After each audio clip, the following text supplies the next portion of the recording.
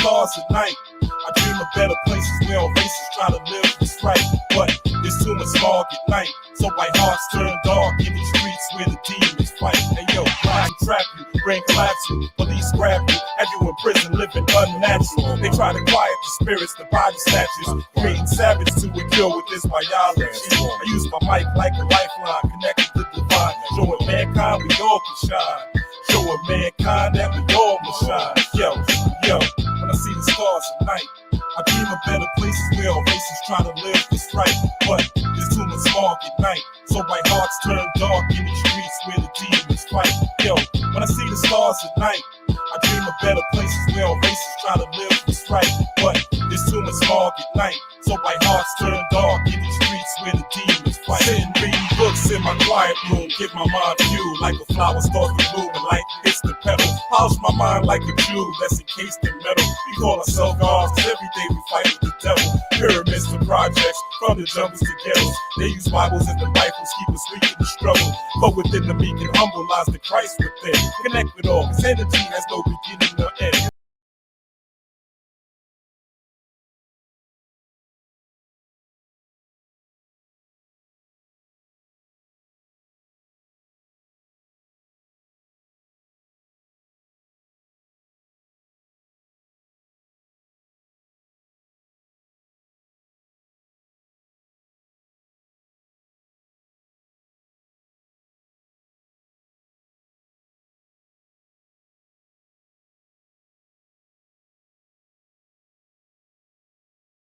When I see the stars at night, I dream of better places where all races try to live this right. But there's too much fog at night, so white hearts turn dark in these streets where the demons fight. Hey yo, black robes, white justice, crooked cops, the court system got a plot to keep minorities locked.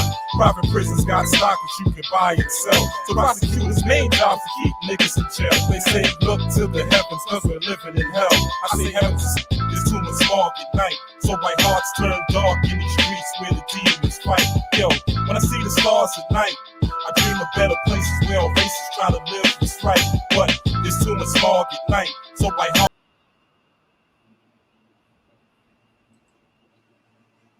Peace, power, and perspective.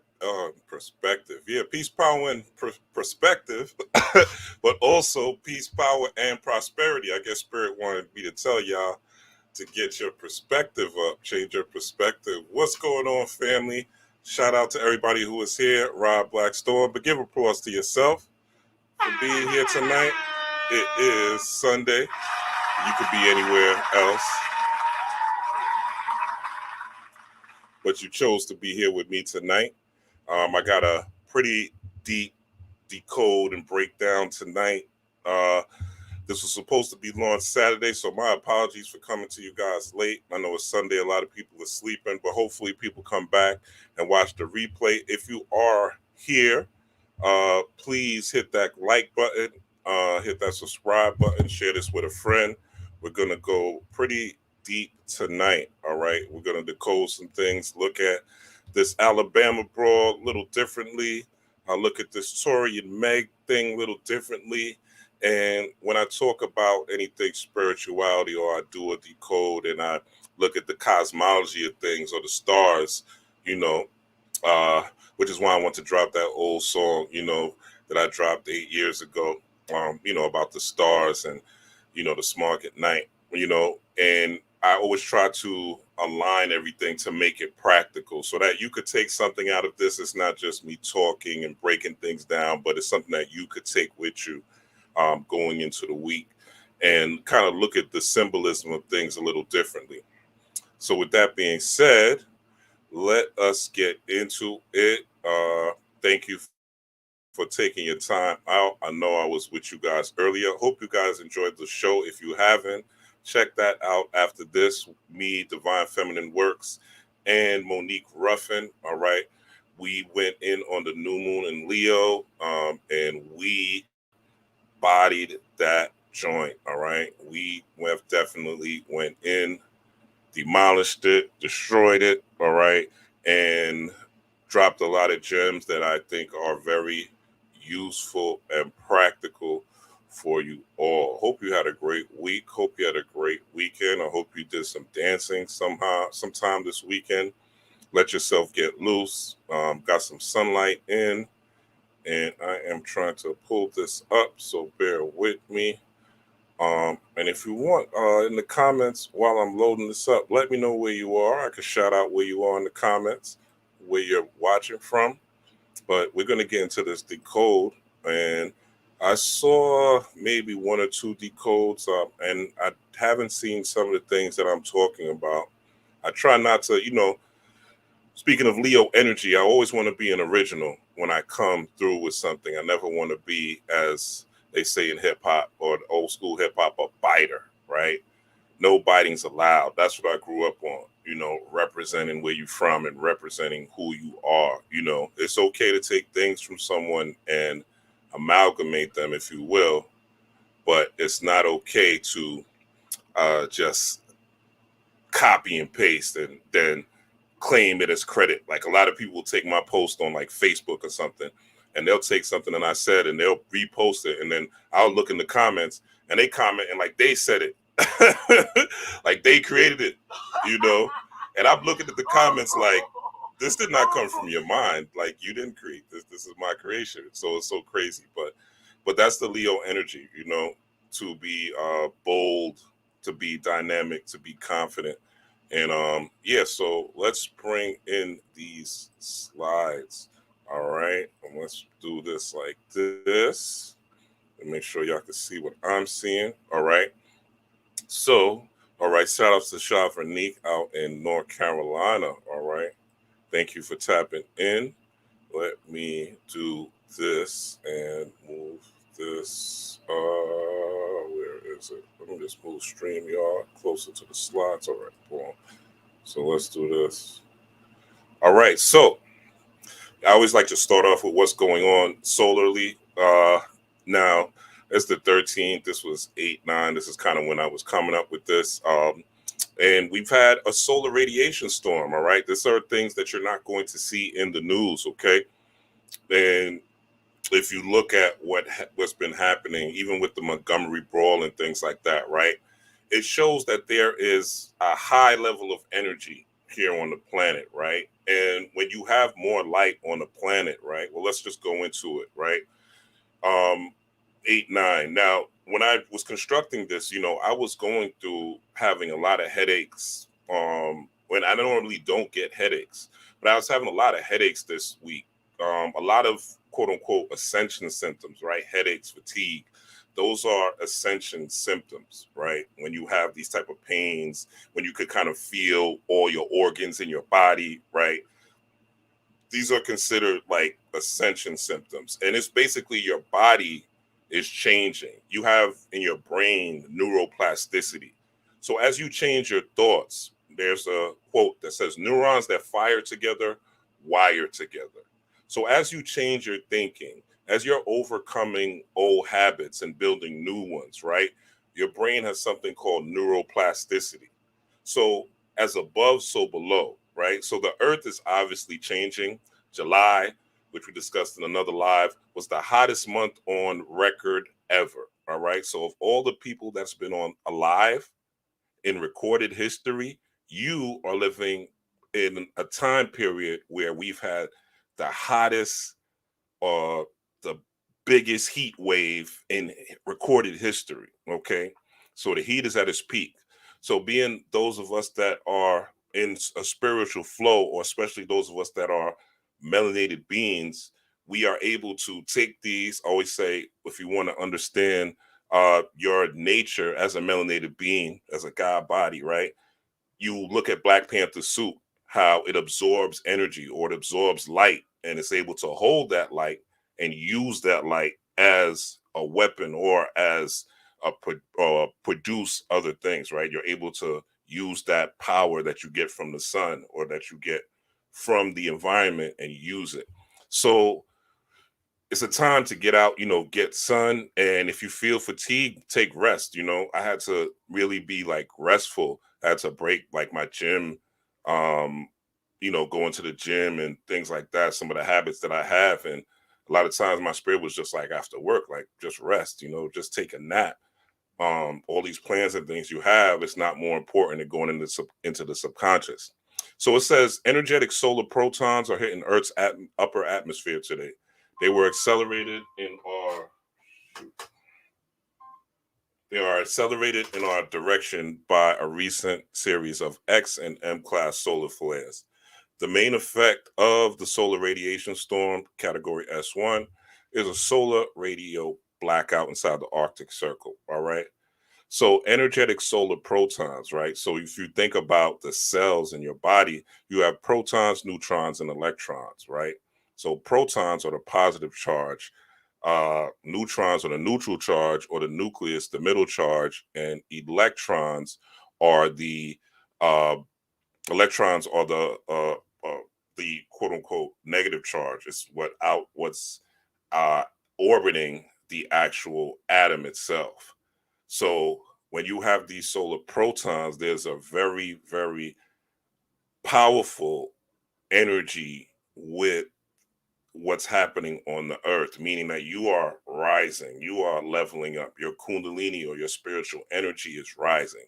Now, energy is up to you what you do with it. You could use it to shoot up everybody on the block, you could use it to be emotional and highly upset and be angry, or you could use it to produce things that are effective. You could use it to create things that are helping. You could use it to overcome bad habits, right? So this is just one of the things I want to touch on before we get into everything. Let's go to the next slide.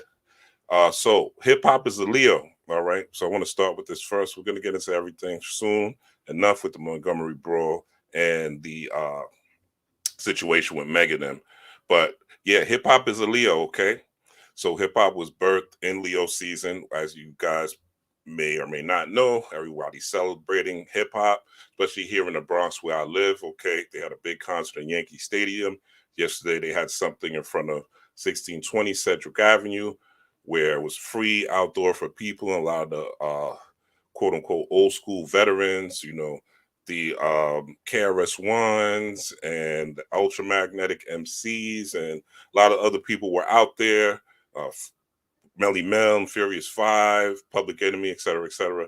Just a lot of the pioneers and the veterans of the culture were out there. So I wrote here, hip hop is a Leo. Happy birthday, yo. And there's a lot of talk on the origin of hip hop and where it came from and who created it. But at the same time, we don't own it, right? It's in the hands of corporate masters, and it's in the hands of people who don't look like us. But I want to touch on one of the key phrases that's been here since the beginning of hip hop, which is the word yo. All right. Yo, which is something that 99% of rappers have said or will say in their rhymes or to begin a rhyme and where it comes from. Okay. So, yo is a creative spirit. Okay. This comes from Oxford Reference Dictionary, not Rob Blackstone. I'm not making this up. Right. And so, yo is a creative spirit in the Bambara Mali tribe. Okay. So, this is West Africa. So, there's a lot of back and forth, right, with West Africa and the Americas, particular people that are from the quote unquote South, right? The Gullah Geechee, right?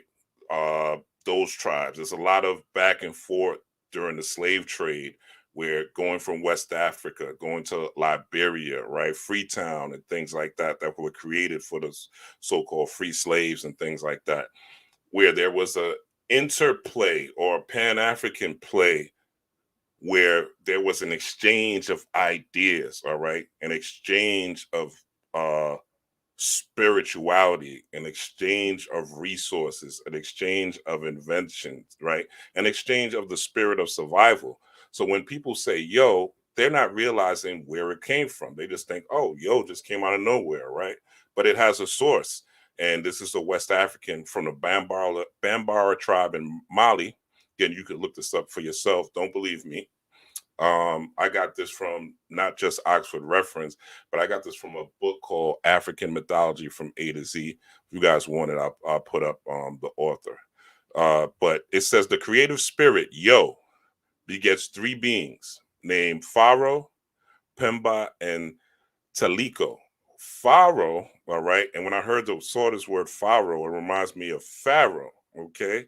So there's always like a through line, especially if you look at how Africans presented their stories from an oral tradition. Okay. So we spoke from an oral tradition. Even if you look at something like the Kabbalah means to spread by mouth, right? So when we told stories, we didn't necessarily write them down in books, right? Or scrolls, right? They were orally told. They were told in stories because that is really the best way. If you look at mythology and things like that, those are the best ways to even educate a child is by telling a story, okay, where they could get the lesson. AKA those of you who old enough remember like G.I. Joe, right? Who's, knowing is half the battle, right? And after every show, or G.I. Joe or Transformers in the 80s, or 90s, they always was a lesson at the end of each show. They had a lesson of what the actual story was about. They basically decoded the cartoon. All right. These were cartoons for children because it was always was understood that your life is a myth. All right. And there's mythology even in your life. Your life is a story. So the best way to tell the lessons of your life is to tell your life story. So the life of this particular energy, yo, or this creative spirit, yo, is living on even in the name Pharaoh. Okay. So Pharaoh, the first of the three, is the master of the word. Okay. The master of the word. He creates seven heavens corresponding to the seven parts of the earth, which he fertilizes with life-giving rain. Okay. So we talk about life-giving rain. We're talking about flow, what rappers call what they're doing. They're flowing, right? They call it flowing. And there's different types of flows, right? Which corresponds to different type of rains. There's light rain, there's heavy rain, there's storms, right? Different type of flows. So you have life-giving rain, Taliko, the spirit of the air, giving life to creatures and conceives aquatic twins. All right. So that is part of it. And ancestors of the fishermen, the first men. This goes back to Dogon mythology. All right, which is an Eastern African tradition. And the Dogon speak of the Nomo, or the fish people, emerging from the water, and the first man being the Bushman, right? Or what they would call the pygmies, right? And then men growing from there. So the first men, after whirling in space, so there is even again a correspondence between all these different myths and traditions that are saying the same thing, that are African based, right? After whirling in space for 7 years, Pemba creates the earth with its mountains and valleys, mixing dust with its saliva. Pemba creates a woman, Muso Koroni, and after breathing into her a soul and a double, he makes her his wife. These animals and plants, the animals and plants are a product of these marriage.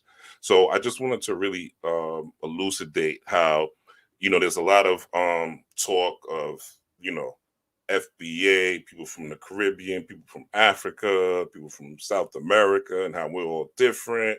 But there is always a collective Pan African spirit with the things that we create, with the things that we do, even the things that sometimes we say and we don't even know where it comes from, right? It's just in us and it's in our DNA and it just needs to be unlocked. The same thing with this particular Leo energy. It's about unlocking the light within you. All right, let's keep going. Um, so this we're talking about Venus retrograde. All right, that's going to be the main theme of this particular lecture. And Venus retrograde, as it says here, it occurs every 18 months and lasts for 40 days and 40 nights. All right, sound familiar? Many scholars actually believe that of these references to 40 days and 40 nights in the Bible were directly inspired by Venus's backward spin. Interestingly, uh, all these biblical allegories share themes of trials, tests, penance, and redemption. In a way, that's exactly what we could expect from Venus retrograde. So you may be feeling right now that there are definitely challenges that have been coming up lately, whether it's in exes, whether it's in old outdated ways of thinking, whether it's in friends and family, right? Could be career, it could be a lot of times these will show up in relationships, especially. Okay. These are things you'll see in relationships. And, you know, when these challenges happen, there's a time of solitude. All right. There's a time of going into the cave.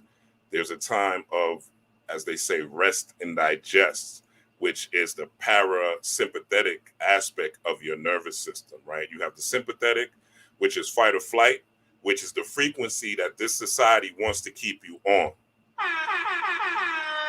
All right. The frequency that this society, that the capitalism, the marketers, right? The people that wish to do you harm, they want to constantly keep you in fear.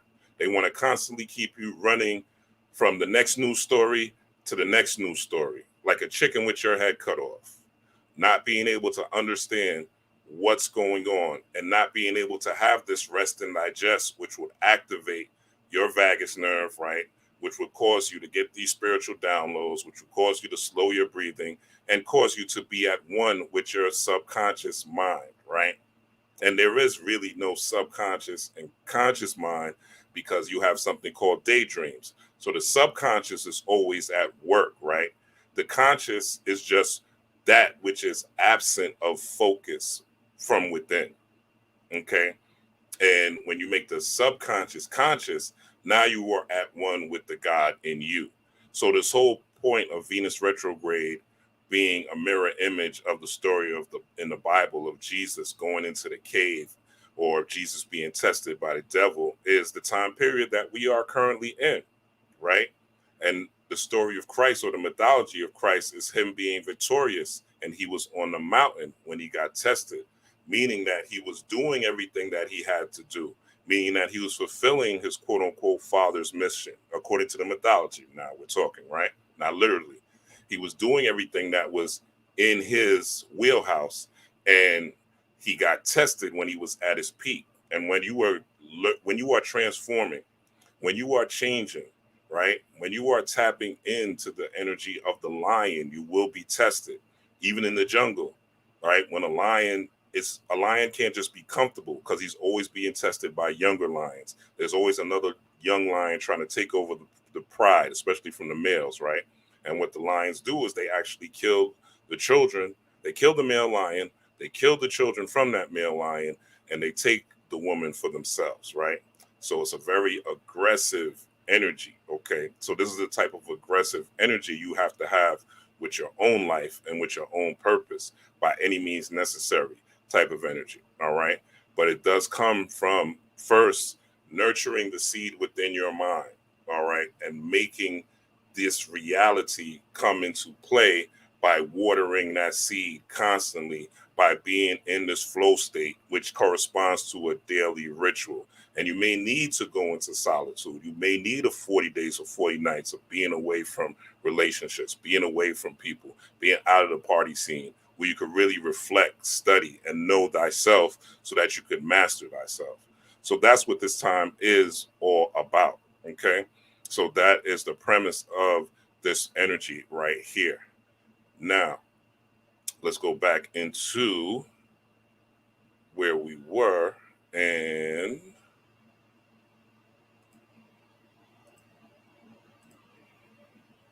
so let's go back and go to the next slide. Hopefully that made sense. So yeah, if you're feeling tested this season, if you're feeling like you're going through something, right, and you feel like you're in the wilderness or you're going through a current hardship, right, now is the time to really tap into a vision of who you are, into your inner light. Even in this picture on the right, you'll see, Jesus, or the Christ energy, or this anointed being bathed in light, all right? Which, as you guys know, we discussed in another live, the solar flare energy, right, has been heavy. Okay, so we're being bathed in a lot of light. We're being forced to upgrade and change our system. It's like when your computer, right, goes through an upgrade, goes from, I don't know where it is, Windows 9 to Windows 10, or Windows 10 to Windows 11, right? You have to shut down the computer, right? It asks for the computer to be rebooted. You can't use it. It goes through a time period so it can be upgraded. And this is what's currently happening to you. So if you've been feeling headaches, you've been feeling, brain foggy, you've been feeling like you can't, uh, feeling like taking a day off from work or a couple of days, feeling like you can't really move the way you've been moving, feeling like seclusion, it's okay. Feeling like being away from people, it's okay. This is the Venus retrograde energy that you're feeling, and it's quite all right, right? But when you're going through this energy, don't just go through escapism. Make sure you're using it to work on yourself and become the best version of yourself when you come out of this 40-day, 40-night period of Venus retrograde. And so retrograde in Leo, it's inner love, okay, desires, money, values, and matters of the heart. So Venus in Leo is dramatic and bold, okay? So with Venus in Leo, you are attracted to confident, entertaining people, and you use your bold sense of creativity to attract them your way, okay? So this is the energy that we are nurturing in this Venus retrograde season, okay? This is somebody whose Venus is in Leo, this particular description, but look at it as the energy that's happening right now and the current energy that is going on, all right? You enjoy being the center of attention in any situation and have regal taste, sometimes even flamboyant. Venus in Leo is warm and magnanimous in relationships, but can also be self-centered and vain, okay? So that's a negative aspect of this energy, okay? So it's creative aesthetics, okay, proud of lovers, demanding relationships, theatrical beauty, dramatic taste, generous grace, chivalrous values, egocentric pleasures, okay? So it's easy definitely to be caught in the ego during this time, something you want to watch, that you're not so egotistical, that you're selfish, and that you're still able to realize that whatever you're doing is for the greater good, right? Just being selfish and worrying about only yourself is not an aspect of being a God body, right? The sun is not just worried about shining on, people who think a certain way or people who look a certain way or people who follow a certain religion and everybody else gets shitted on. That's not the way this universe works, okay? The sun shines its light and is known and is visible for everyone to see, because it is that light, it is that warmth, it is that heat, it is that power that powers this particular solar system. It is that star energy that you have within yourself, being stardust, okay? So this is the energy, right? Inner love, again, desires, money, okay? You are the money. We discussed that earlier in my video with Divine Feminine Works and Monique Ruffin, our new moon video. Your values, okay? What do you value? What is important to you? And matters of the heart as far as relationships. You don't attract what you want, you attract what you are. So if you're not a person that is seeking higher knowledge, who is seeking developing your higher self, who is trying to prune your weaknesses, right? Who is making excuses for the negative things that you bring to people. Oh, it's my childhood. Oh, I've been hurt, for so many people have hurt me. Oh, I've had a hard knock life. Oh, I've been so much in the struggle. And you're using, oh, I'm depressed and I'm always depressed. Oh, I'm just, a person, you're a pessimistic person and you're not trying to work on these type of things. And you're not trying to change or reshape these type of things in your life, right? This retrograde in Leo is going to show you who you truly are. And you're going to go through challenges that are going to try to force you to go within and learn yourself. And if you don't take advantage of this time, especially men, all right, this is Leo energy, is masculine energy. It's about doing the shadow work, right? To come into the greatness of who and what you are and manifest that God body or that leader energy who could lead the pride, who could lead the pack in a noble and honorable way, okay? And just like a lion, right, you get to eat the lion's share in life. Things will start to manifest for you, okay? You don't have to go to Venezuela or Dominican Republic to get a woman. You'll be able to manifest that woman right here in America. And she may look like a Venezuelan or a Colombian or a Dominican or wherever you need to fly to, Thailand, to get a woman, right? You'll get that right here in America, okay? or you'll get someone who looks like whatever you want, right? But these things happen once you start to refashion yourself and don't just depend on your money. When you realize you are the money, you are the value, and develop your character. All right. So let's go. So let's go into what you guys are here for. All right. The Montgomery River Boat Ride. All right. It's lit. It's lit. Okay. So it's up. All right. That's what we say when there's drama and when things is popping. It's up, right? We saw Homeboy, okay, getting jumped here on the left. 6 white guys was jumping the security guard, just doing his job. Okay. He wasn't bothering nobody. He wasn't doing anything he wasn't supposed to do. He was just doing his job, telling the people that they had to move. But ego, okay, that Leo energy, ego, when it is negative, makes you feel like you don't have to work with the collective. You don't have to work with the whole. You don't have to have empathy for what other people are going through, aka the boat needing to dock, right? Other people needed to get to where they have to go and get to, move the way they want to move. You're only thinking about yourself, right? And there's a time for selfishness, but the selfishness should be making you a better person to be able to deal with other people on the world. Let's keep it real. We got a lot of shitty people. Shots fired. We got a lot of shitty people here in America. Okay, we got a lot of people who are only concerned with themselves, who don't give a fuck about other people, who manipulate, lie, right? Gaslight, what's the other thing? Narcissist, right? We have a lot of people that are exhibiting high ego tendencies, okay, who are not able to relate to other people's struggles, to other people's ways of life, to other culture, to other race, so to speak, right? We have people that are strictly focusing on self. And this is an example of this. And this is an example of the fire, right? Or the heat rising, or the Kundalini rising, but in a negative manner. All right. So once they saw him getting jumped, okay, this is a Leo activity, okay? Them ganging up on him. You see this is why when I talk to y'all, I always say that when you want to understand the nature of evil, all you have to do is look in the animal kingdom. All right. The animal kingdom will show you what evil is. Everything that you call evil or bad has its foundation in the animal kingdom. Even graping, right? Even dolphins grape female dolphins. You can look this up. This is a scientific fact. All right. I'm not making it up. All right. Dolphins grape other dolphins. There are situations where cute, cuddly cats, right?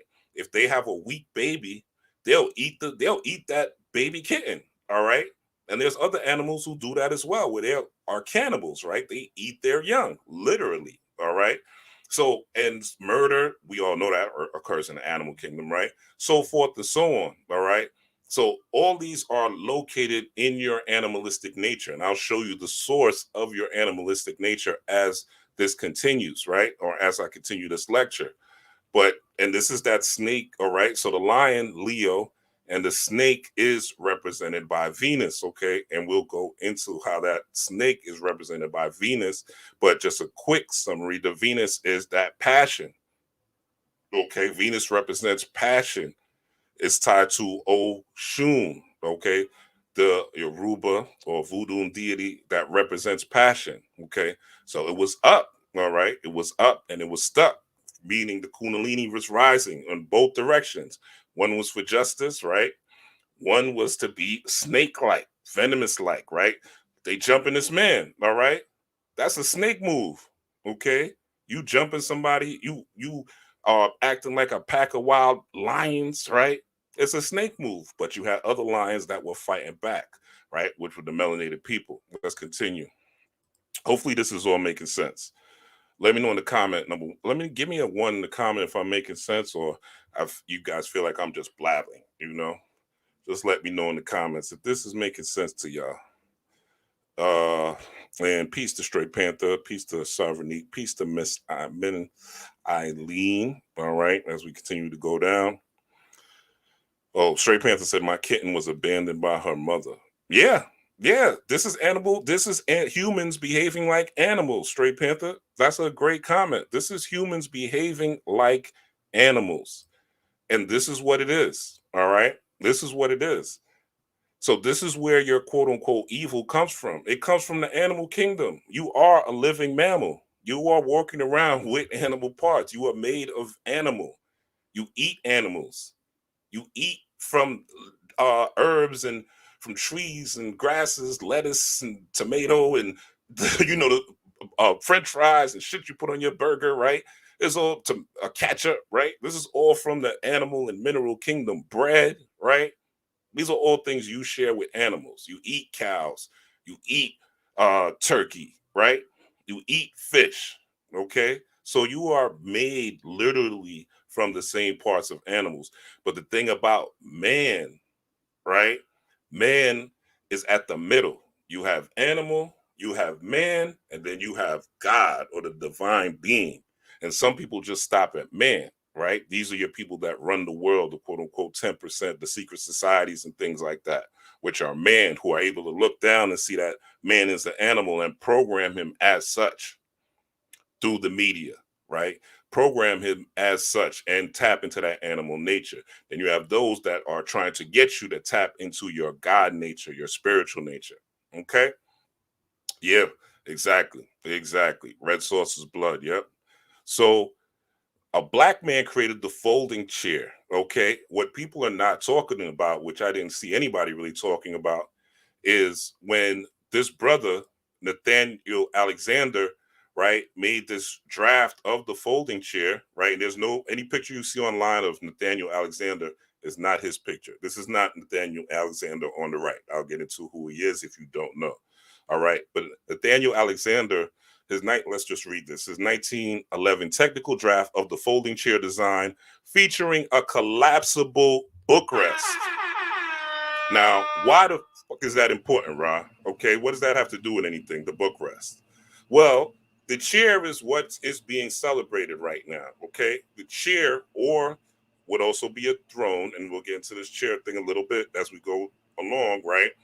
Is what the weapon that was used and probably one of the most entertaining portions, right, of this whole Alabama or Montgomery brawl, okay?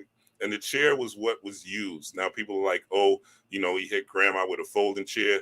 When it's up, when it's up, it's up. When it's time to fight, it's time to fight. People get hit by strays, and if you look at the history of what melanated people have been through in this country as far as slavery, redlining, discrimination, children being used as alligator bait, families being separated, children sleeping and being bred with their mother, Caucasian women getting hit in the head with a chair is the least that could happen to her, right? It's the least that could happen. So all that sympathy play, for me, you can miss me with that bullshit. You know what I'm saying? If you come in and you in the mix of men fighting, you gonna get it too. All right. And women need to understand that. You see a bunch of men and brawling and stuff like that.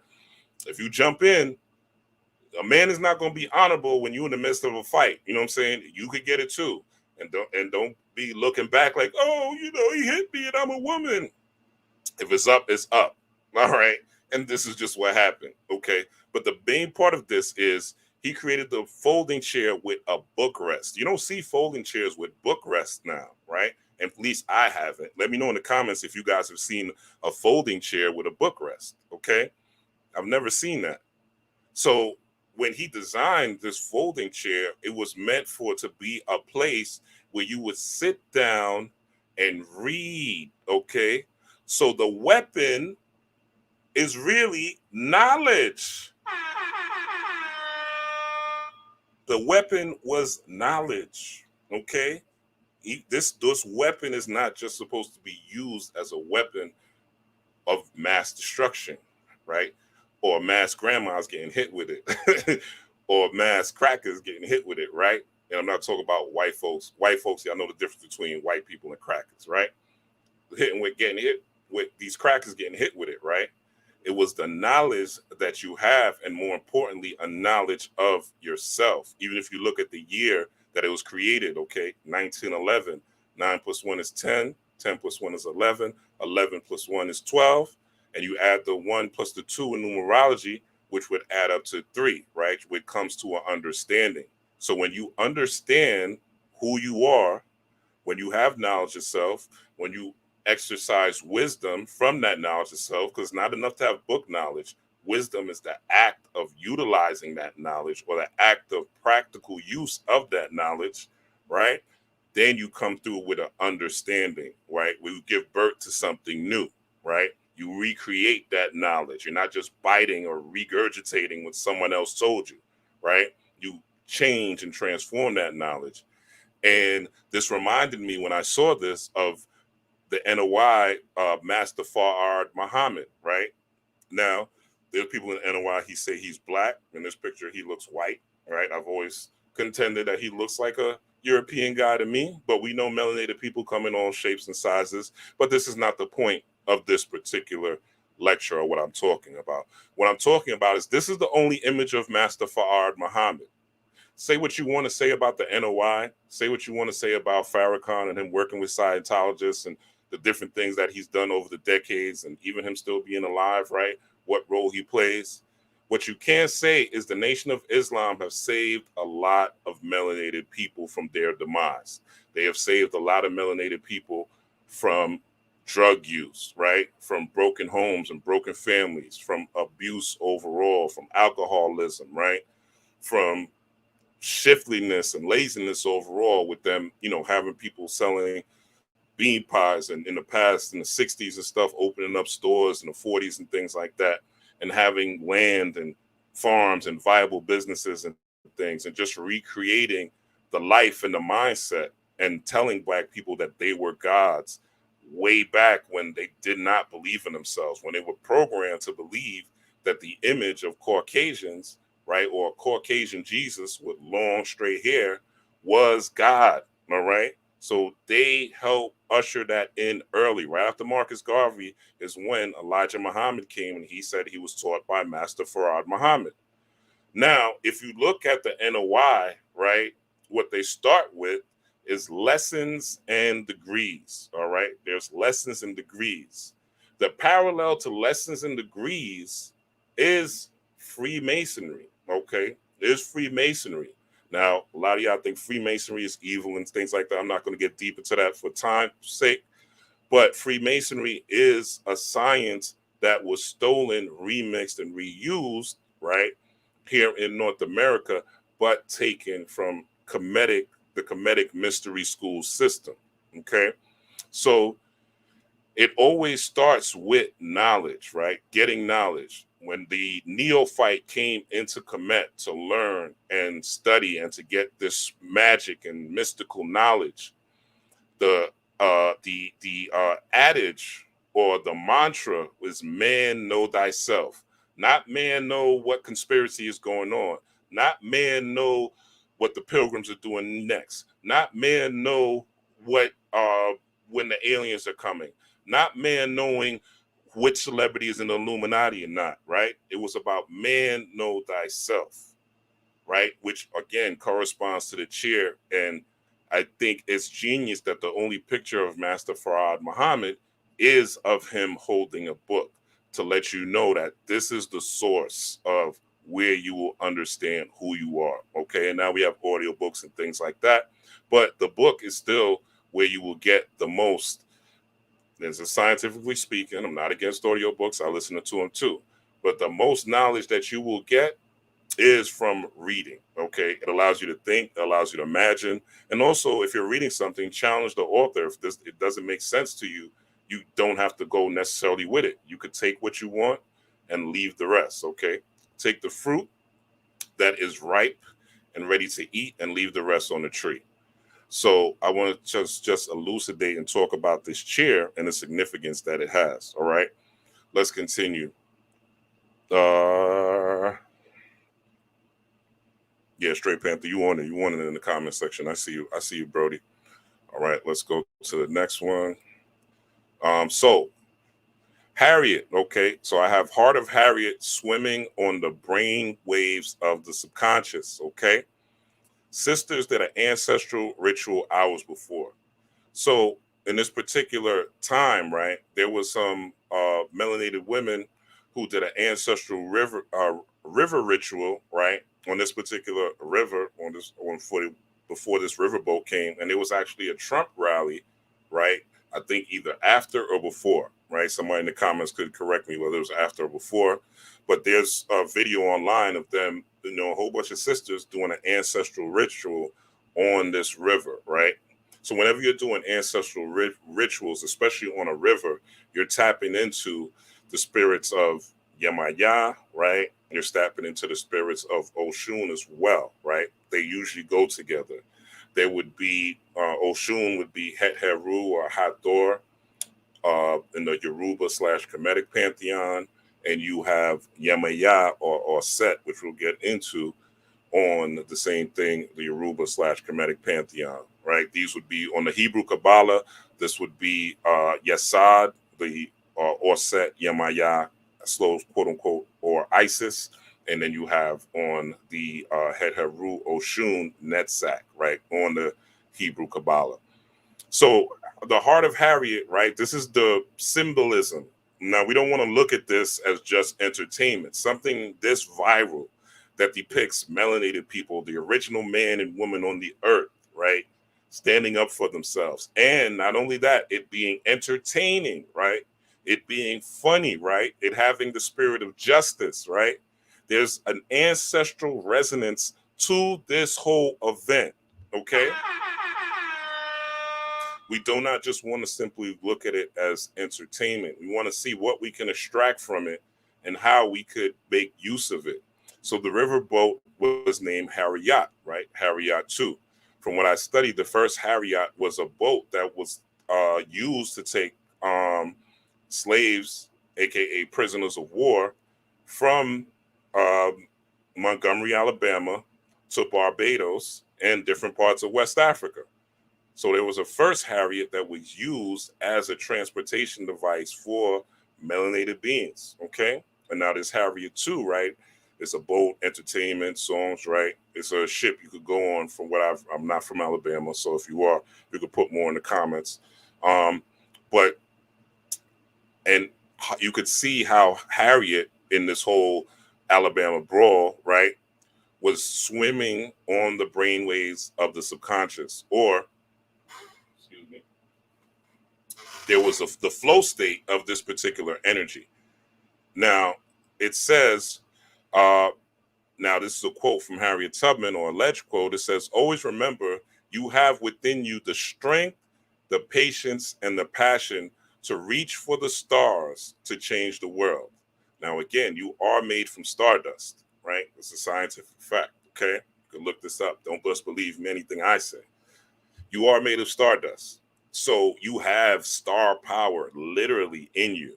The stars that they teach us to look at is the celebrities, okay? They call them stars. So you don't look for the star that is in you. Okay, you're not focused on the star that is in you. You're focused on the celebrities, but not your own starlight, your own glow. So this whole thing was a reminder, okay, to remember, melanated beings, that you have the strength, that you have the patience and the passion to change the world. And how do you change that? By being your true self, right? By putting yourself in a repetitious flow state. The same way this riverboat is probably, it might be decommissioned, right? They should put it in a museum at this point based on what happened with the brawl. It should be in some sort of museum. It should be put on ice, right? Because this thing was one of the best things I've ever seen and the most entertaining. But we'll go into how it could be, not so much that, right? It could be engineered, but even if it's engineered or not, it still was something that people in America, not just melanated people, Europeans, Hispanic, everybody needed to see, because it was based on justice, right? It was based on changing the image of melanated beings across the world, the image of weakness, the image of turning the other cheek, the image of cowardice, the image of look what they're doing to us. What are we going to do? Look how the white man is. Look at what they're doing to us. Look at, that's the common theme you hear online. Look at what they're doing. They always do this to us. They're always attacking us, right? This is a common theme instead of saying, what the fuck can we do about it? All right. So the ancestral ritual was bringing up that spirit of Harriet Tubman. We know Harriet Tubman was a liberator. Okay. So are you liberating yourself? Okay. This is the theme. Are you tapping into the strength, the patience, and the passion of this 40-day and 40-night period? We're about to have a new moon in Leo on Wednesday. Are you going to tap into this energy to change your bad habits, to have the strength to overcome being jumped by this world, but jumped by the opinions of your friends, jumped by the opinion of your family members, jumped by the opinions of people who don't give a fuck about you, jumped by the perception of people who may or may like you, the haters and whatnot? Or are you going to walk your marathon in whatever your passion is, even if your passion is something as simple as anime, even if your passion is creating colorful shoelaces, right? Or are you going to do these things unapologetically and in the spirit of godhood, right? And that is what this essence is about. And is it injustice? Is it just selfish, right? Or is it injustice, and is it going to benefit people other than just you? Okay.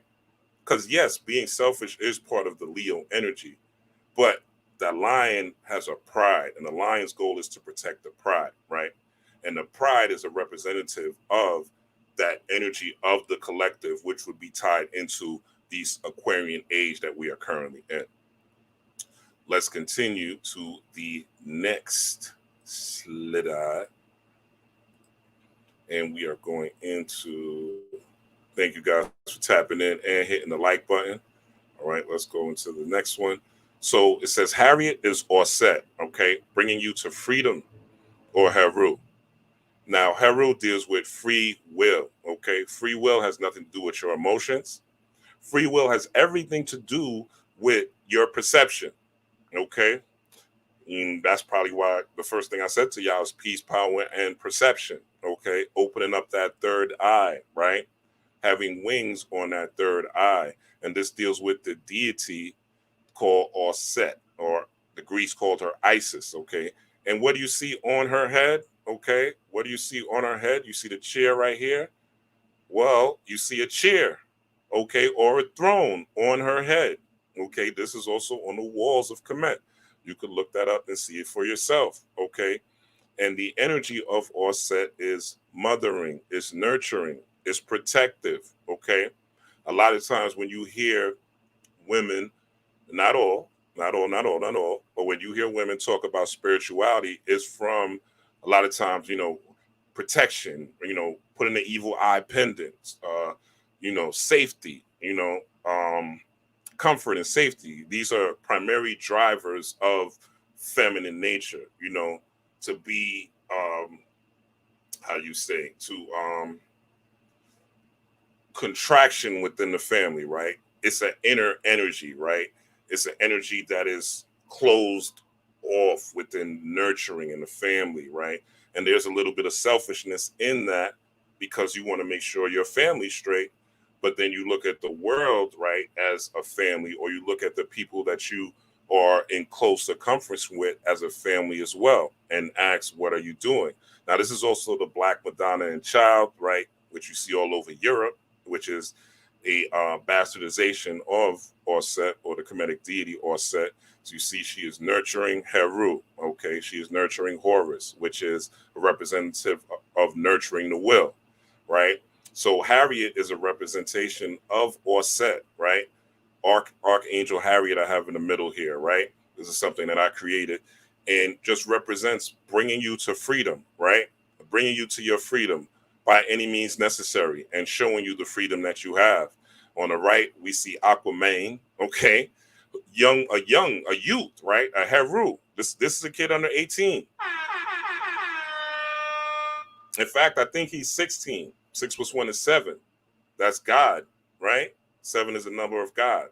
7 days of the week, 7 continents, 7 wonders of the world, right? 7 seas, so forth and so on. So this particular energy of him swimming is literally or set nurturing Heru.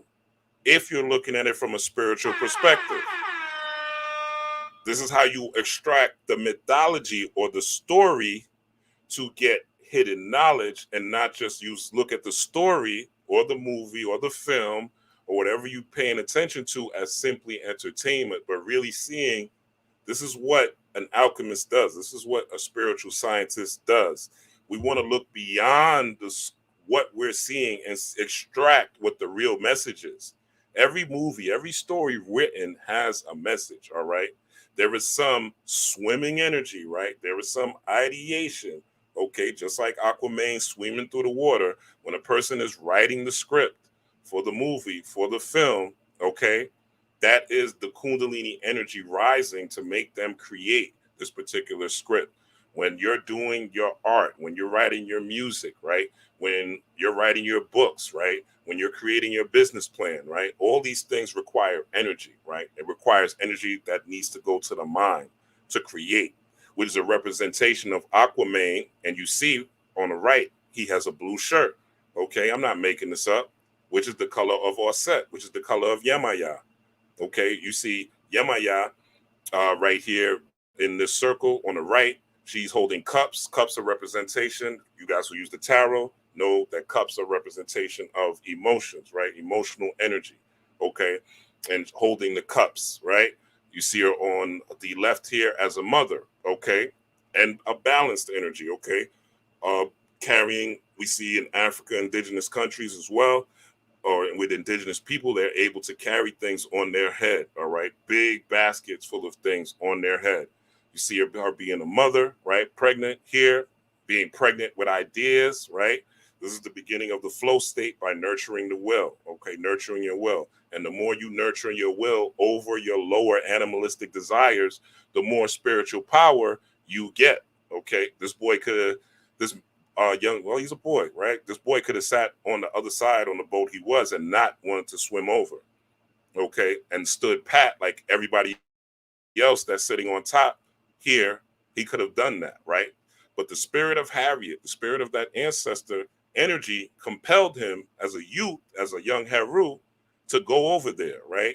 Let's go back to the left. You see on the right, right, there's a Yemaya with a man and them teaching the children, all right? This is a representation of the children or the family. And then her working to fashion Osir or Osiris. The Kemetic myth is that Osiris or Osir was fashioned when she found the phallus of Osir was split into 14 pieces, and she found all 13, which represents the 13 moons or the 12 cycles of the zodiac and the sun, right? And this was a fashioning of the subconscious realm, you being a king of your subconscious, right? You being a king of bringing the subconscious conscious or self-mastery, right? So, but if you're not in the flow state, right? If you're not, just like a baby needs to be fed or suckled by the breast milk, if you're not tapped into this particular energy, you won't be able to capture that, all right? So that's what's going on with this particular energy, and this is one of the spiritual aspects of this. And so in your DNA, there flows in royal waters of infinite consciousness. Okay, you may not be able to see this on the left, right? But this is DNA strand. But if you look closely, it's actually people, right? It's actually little people that are making up this DNA strand, right? Or this visual representation of a DNA strand. So you have the power within you to conquer anything, any limits, any challenges, any any um any threats that pose something to you, right? Or those that you love. You have the power within you to solve all the problems that you have because all your ancestors are in your living waters, which is AKA your bloodline. All right, in your bloodline. So the fact that water, this was done on a river front, right? Talk about the river now, when we talk about the waters, right, is significant to this particular event. okay? Because again, we're tapping into that offset energy, which is where your DNA is in your blood. Your blood is living water, okay? It's living water. So the energy and the power of your blood is significant. So tapping within, right? Tapping into that energy and rising in consciousness is you tapping into the power of your bloodline and extracting the energy that you may not necessarily have in this physical vessel at the time, but you are able to get it. You are able to become one with your ancestor that was a fighter, that was a warrior, that was patient, that was calm, that was friendly, that was that had great charm, right? That was, you know, whatever it is that you need at the particular time. That's just what spirituality is really about. It's about being able to embody whatever spirit is needed at whatever particular juncture, right? You may be a calm and relaxed person, right? And quote unquote laid back, but that's not going to cut it when it's time to go to war, okay? Vice versa, you may be a warrior, hot-headed type person, but that may not cut it when you're with your spouse and you need to discuss issues within the relationship. So spirituality is about knowing when and how to channel spirits that already exist within nature and how to utilize them for your personal development and benefit of you tapping into your higher selves and embodying and magnifying your electromagnetic field or your aura so that you can not only manifest what you want, but manifest the highest version of yourself so you could easily attract, right, what you are. But you have to have the electric charge and the electromagnetism, and the magnetic charge will then be able to resonate throughout the universe to draw these things, you know, whether it's material things, love, whatever, right, to you. And the goddess Set, again, you see the chair, right, the throne on her head. And this is the embodiment of those intuitive and instinctive faculties that lay deep within our psyche, okay, governing our ability to care for and nurture others, okay? This Montgomery Brawl was about other people caring for others, right? Nurturing others. They saw that man getting jumped. The first guy stepped in. Aquaman, first guy came from the right? Came down the steps while other people were on the steps looking. Okay. Everybody wasn't going to jump in. All right. A lot of people were still scared. They're still in that program. You see them right up here on top, watching while this is happening. Okay. Watching while he's getting beat up, while Aquaman is right here coming to the fray before he threw that hat up. All right. So this is just showing more the correspondence of that Harriet, that Osset energy of being protective, caring for, right, and nurturing others. And you even see those sisters in this coming to help, right, coming to fight off the Caucasian women that were defending the men that were clearly in the wrong. All right. So this is about justice, not about race. People in whom this faculty is strongly developed are very protective, caring, and nurturing. The qualities amongst the Cometians and other Africans were most desirable in wives and others. Now, Osset again here, nurturing Heru, okay?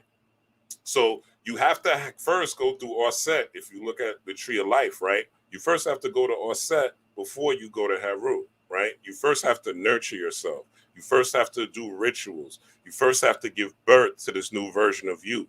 You first have to fashion the unconsciousness, the Osir or Osiris in you, which represents the subconscious.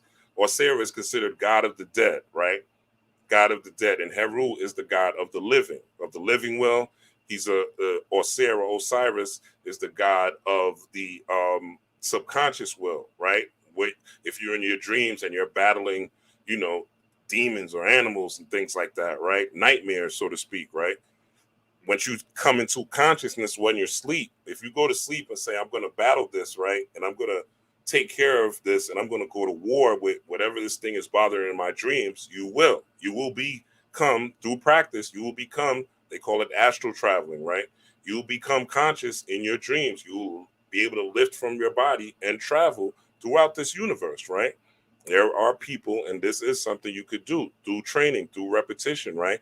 Through being fed from the breast and nurturing the waters within. All right. And this is just a repetition. The same way you feed a baby, the same way you got to feed a child continuously is the same way you have to feed your mind. all right, and your soul and your body good food and good things. Okay, so this is that protective, caring, and nurturing of yourself, also, right? And this is in your DNA and within your DNA to unlock infinite consciousness. Okay, whatever spirit you need at whatever time, you have the ability to unlock it, but you have to become a vessel so that you could engage in these flow states, which is what spirits are. Okay, there's a different spirit when you're in love versus a spirit when you hate a motherfucker, right? There's a different spirit when you like to do something versus a spirit when you may be going to a job that you hate but you're doing it for money, right? So these are different flow states, which is that cheer or that knowledge of or set. All right, and that is correspond to Heru corresponds to, or Horus corresponds to the energy of Leo season, right? So, and this is also that Venusian energy at play because she works with the Oshun Venus interplay. Let's continue going. So again, we see Aquaman. Okay, this is him right here, right? Aquaman is young Heru in this scenario, all right? And this is a picture that someone did of him, okay, in a red jersey. I didn't make this up. Somebody made this through their subconscious. They tapped into this energy of him being an Aquaman, okay, or a young Heru, okay. I just got this off the internet. I didn't make this shit up. In fact, this picture came together just like this. I just really extracted it and just presented it to y'all just like this, okay. So somebody's proud of their nephew, whoever's nephew this is. Shout out to him. He's a great American hero. Let's give him a round of applause.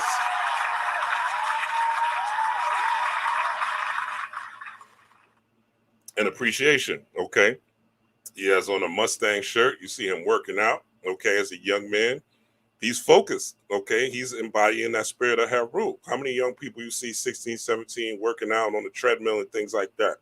You don't see that. This is a man that's developed himself so that he has the confidence to be the person that is swimming to help somebody.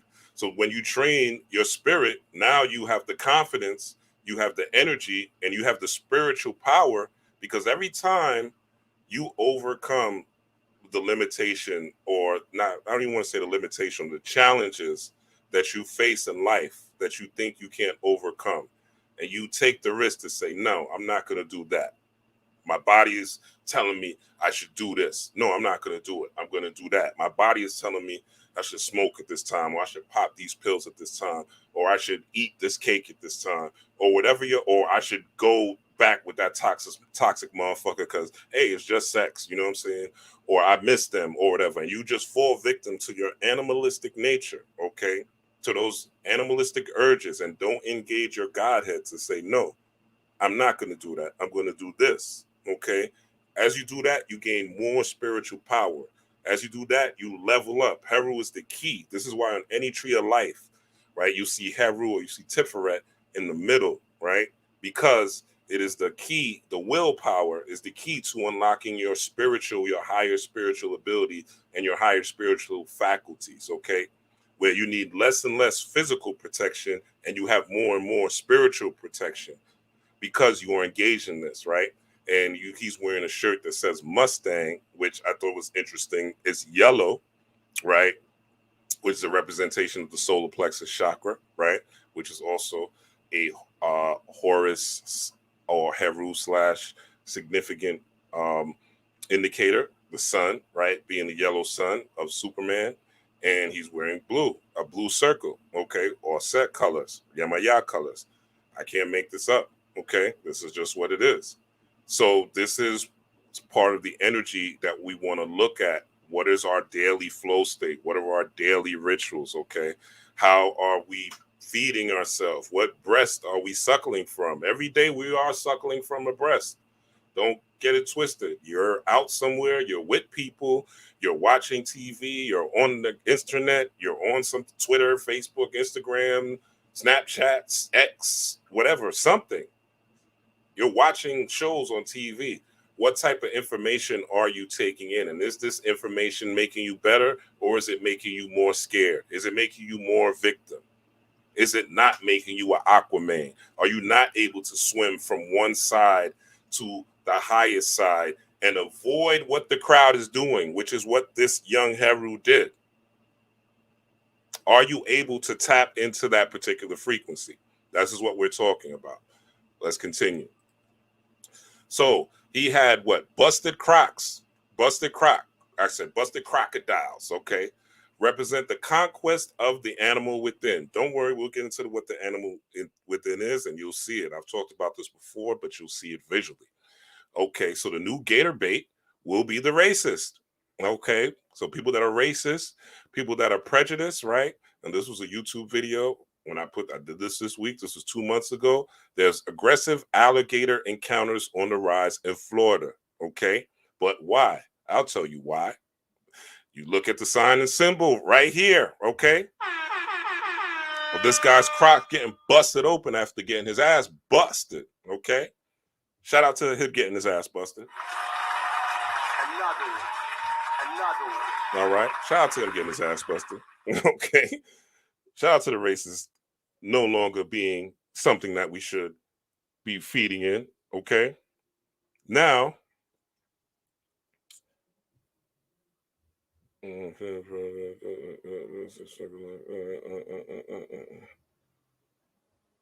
oh, who is niggas Afro? Thank you for the comments, niggas. I don't know.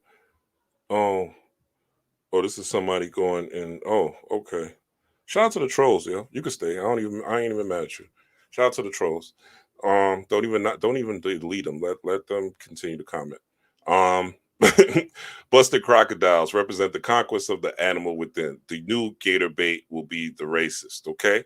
So aggressive alligator encounters are on the rise. All right. So I'm sure the people that are getting having or dealing with these encounters are people whose vibrations are low enough to match those of the crocodile, all right, to make them tasty. And this is also a repayment of those who were throwing little black babies, little melanated babies in the water as alligator bait. All right, this is the universe. We just had a north node shift, okay, going from Scorpio and Taurus into Aries and Libra, right?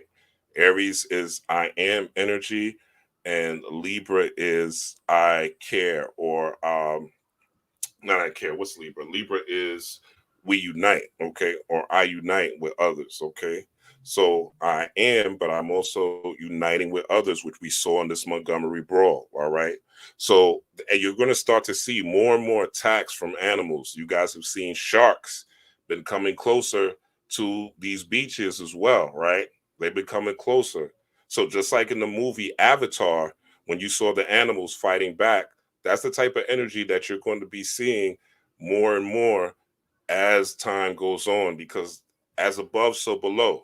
So as we're getting more solar energy, right, more solar flares here on the planet, you're going to see everything start to wake up. Not only people, but the animals themselves. Just like in Avatar, how the animals rose up towards the end to help the people, you're going to start to see more and more animals fighting back against what they're trying to do to nature, okay, and what they're doing to the nature of the people. And the busted crocs is just a representation of that. Let's continue. Yeah, Rosalia. Shout out to Rosalia.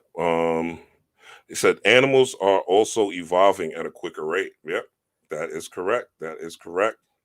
All right. So another thing this made me think of is Black Panthers Wakanda Forever. All right. We know Namor was in the sea. Okay. We know Namor was in the sea. Okay. So Kukulakan, also spelled Kukulakan, means plumed serpent. Okay, rainbow serpent, amazing serpent. Okay, is the Mesoamerica serpent deity of the pre-Columbine Yucatec Maya. Right, this is where Namor said he came from, Kukulakan. Okay, and this was the spirit he was representing. Okay, it is closely related to the deity Kukumats of the Quiche people and to Quetzalcoatl. Whew, I'm glad y'all didn't smell that. Whew. That was a anyway. Good thing this is a smell-o-vision of the Quiche people and to Quetzalcoatl of the Aztec mythology. All right, so I put AKA Kunda Lioni or Kunda Lioni. Okay, which is that light energy. And even if you look right at his mask or his headdress, it looks a bit like a lion. Okay.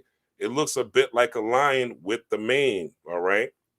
But let's go a little further into this. Okay. And again, how this is all linked up to that Kundalini, to Aquaman, to that Herald energy, to that transformative energy of this particular event. All right. This is the demiurge and Yaldabaoth. Okay.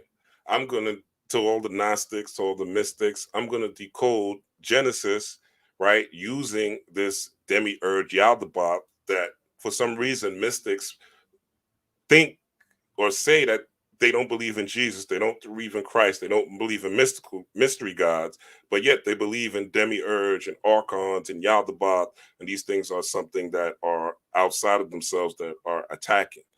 You can believe that if you want, right? This is just my perspective and the way I look at it. So let's go into the left, a lion-headed serpent, which again looks just like uh, Quetzalcoatl, right, or Kukulkan, right? See that lion head, you see the plumes, looks just like this particular image, okay? A Gnostic gem representing the same principle as the letter Tet. We'll get in the tenth a little bit. A solar lion serpent bouncing the reciprocal powers of the sun and moon. All right. The sun representing Heru, which we've been talking about. The moon representing Orset, right, which we've been talking about as well. All right.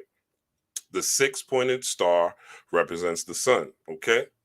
So the solar lion serpent, all right, this is what we've been talking about, right? So I'm showing you how Venus is represented by that serpent, and the lion is represented by Leo, the Leo energy. So it says in Genesis, Eve was tempted. I'm breaking down Genesis, or gene Isis, or the genes of Isis, right? Isis is Orset. Again, that watery spirit or water energy. So this is me creating this, all right? So in Genesis, Eve was tempted by the snake first, okay? By the snake first, okay? So again, this is this particular energy, okay? This is a snake right here. Eve, or Sophia in Gnosticism, represents the inner or watery womb of man, aka amniotic fluid. We are nurtured and grown in water, even the sperm hitting the egg, right? Any man knows you slip into that wet, okay? That sperm is sliding down that wet of the woman, okay? And then it all starts with water, all right, in a watery room where the sperm is meeting the egg, okay? Which is why they say women are from Adam's rib. It's not, you can't look at this literal. You have to look at it as a mythology, and you have to look at the message. If you're still looking at the Bible as literal, you're still taking it word for word and believing that a woman is actually from a rib of a man, that you deserve what you deserve. Okay, you deserve to be misled. You deserve to be the person that's taking things like the hokey pokey and believing in the government and believing that there's no conspiracies, et cetera, et cetera. Right? You deserve that in 2023. I'm sorry. I mean, no disrespect, but I have to speak the truth. Okay. So Adam's rib, right? This is what this represents, or the snake, the inner womb or watery. So Eve in the Bible, in Genesis, or Gene Isis, was tempted by the snake first. The snake represents hidden gnosis, or hidden knowledge, right? Snakes in the grass and chaos. Okay. This is a feminine principle when we're talking about chaos. If you ever seen an angry woman, right? She'll burn the house, destroy the car that she got to go to work in, right? Just to get back at you. You know what I'm saying? Just to show you that she ain't playing. You know what I'm saying? R. Kelly has a song called When a Woman's Fed Up. All right. There's nothing you could do about it. You know, it's the truth. It's chaos. It's craziness, right? It's pure, unbridled emotion. All right. The snake is also associated with the moon because of its ability to change or renew its skin. Okay? Its ability to change or renew its skin. Transformational powers, all right? Which is something that women do as they evolve. Men should too, but this is something, women, they have that moody, watery current aspect to them, okay? Where it's similar to the moon's waxing and waning, all right? So this is that snake energy. The tree of life, remember the snake tempted Eve, the tree of life on the tree. The tree of life represents the spine and nervous system. The start of sin was Eve giving Adam an apple, according to the myth. Okay? Eve was tempted by the snake, who offered her the knowledge of good and bad, representing the beginning of Christ consciousness. So things have to come from within, from the gut area, from the womb area, which we are all born from. We feel butterflies in our stomach, right? We feel nervousness in our stomach. We have things called gut feelings, right? You just feel in your gut. What do people say? Trust your gut, right? So it comes from that fuel in the gut. Then it rises up, right? Just like the snake rised up in the book of Genesis, right? And what did the snake offer? Which they say is Satan, right? Because they don't want you to understand who you truly are, because they want you to follow the book so you could go in church and give those tithes and offerings and believe that a man, a preacher, or that Jesus someplace out there in the mythical land is going to come down one day and scoop you up in his lovely arms and take you to the heavens, right? When you die.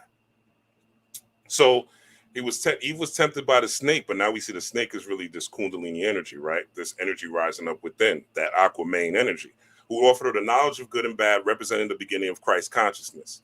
Polarity, yin and yang, right?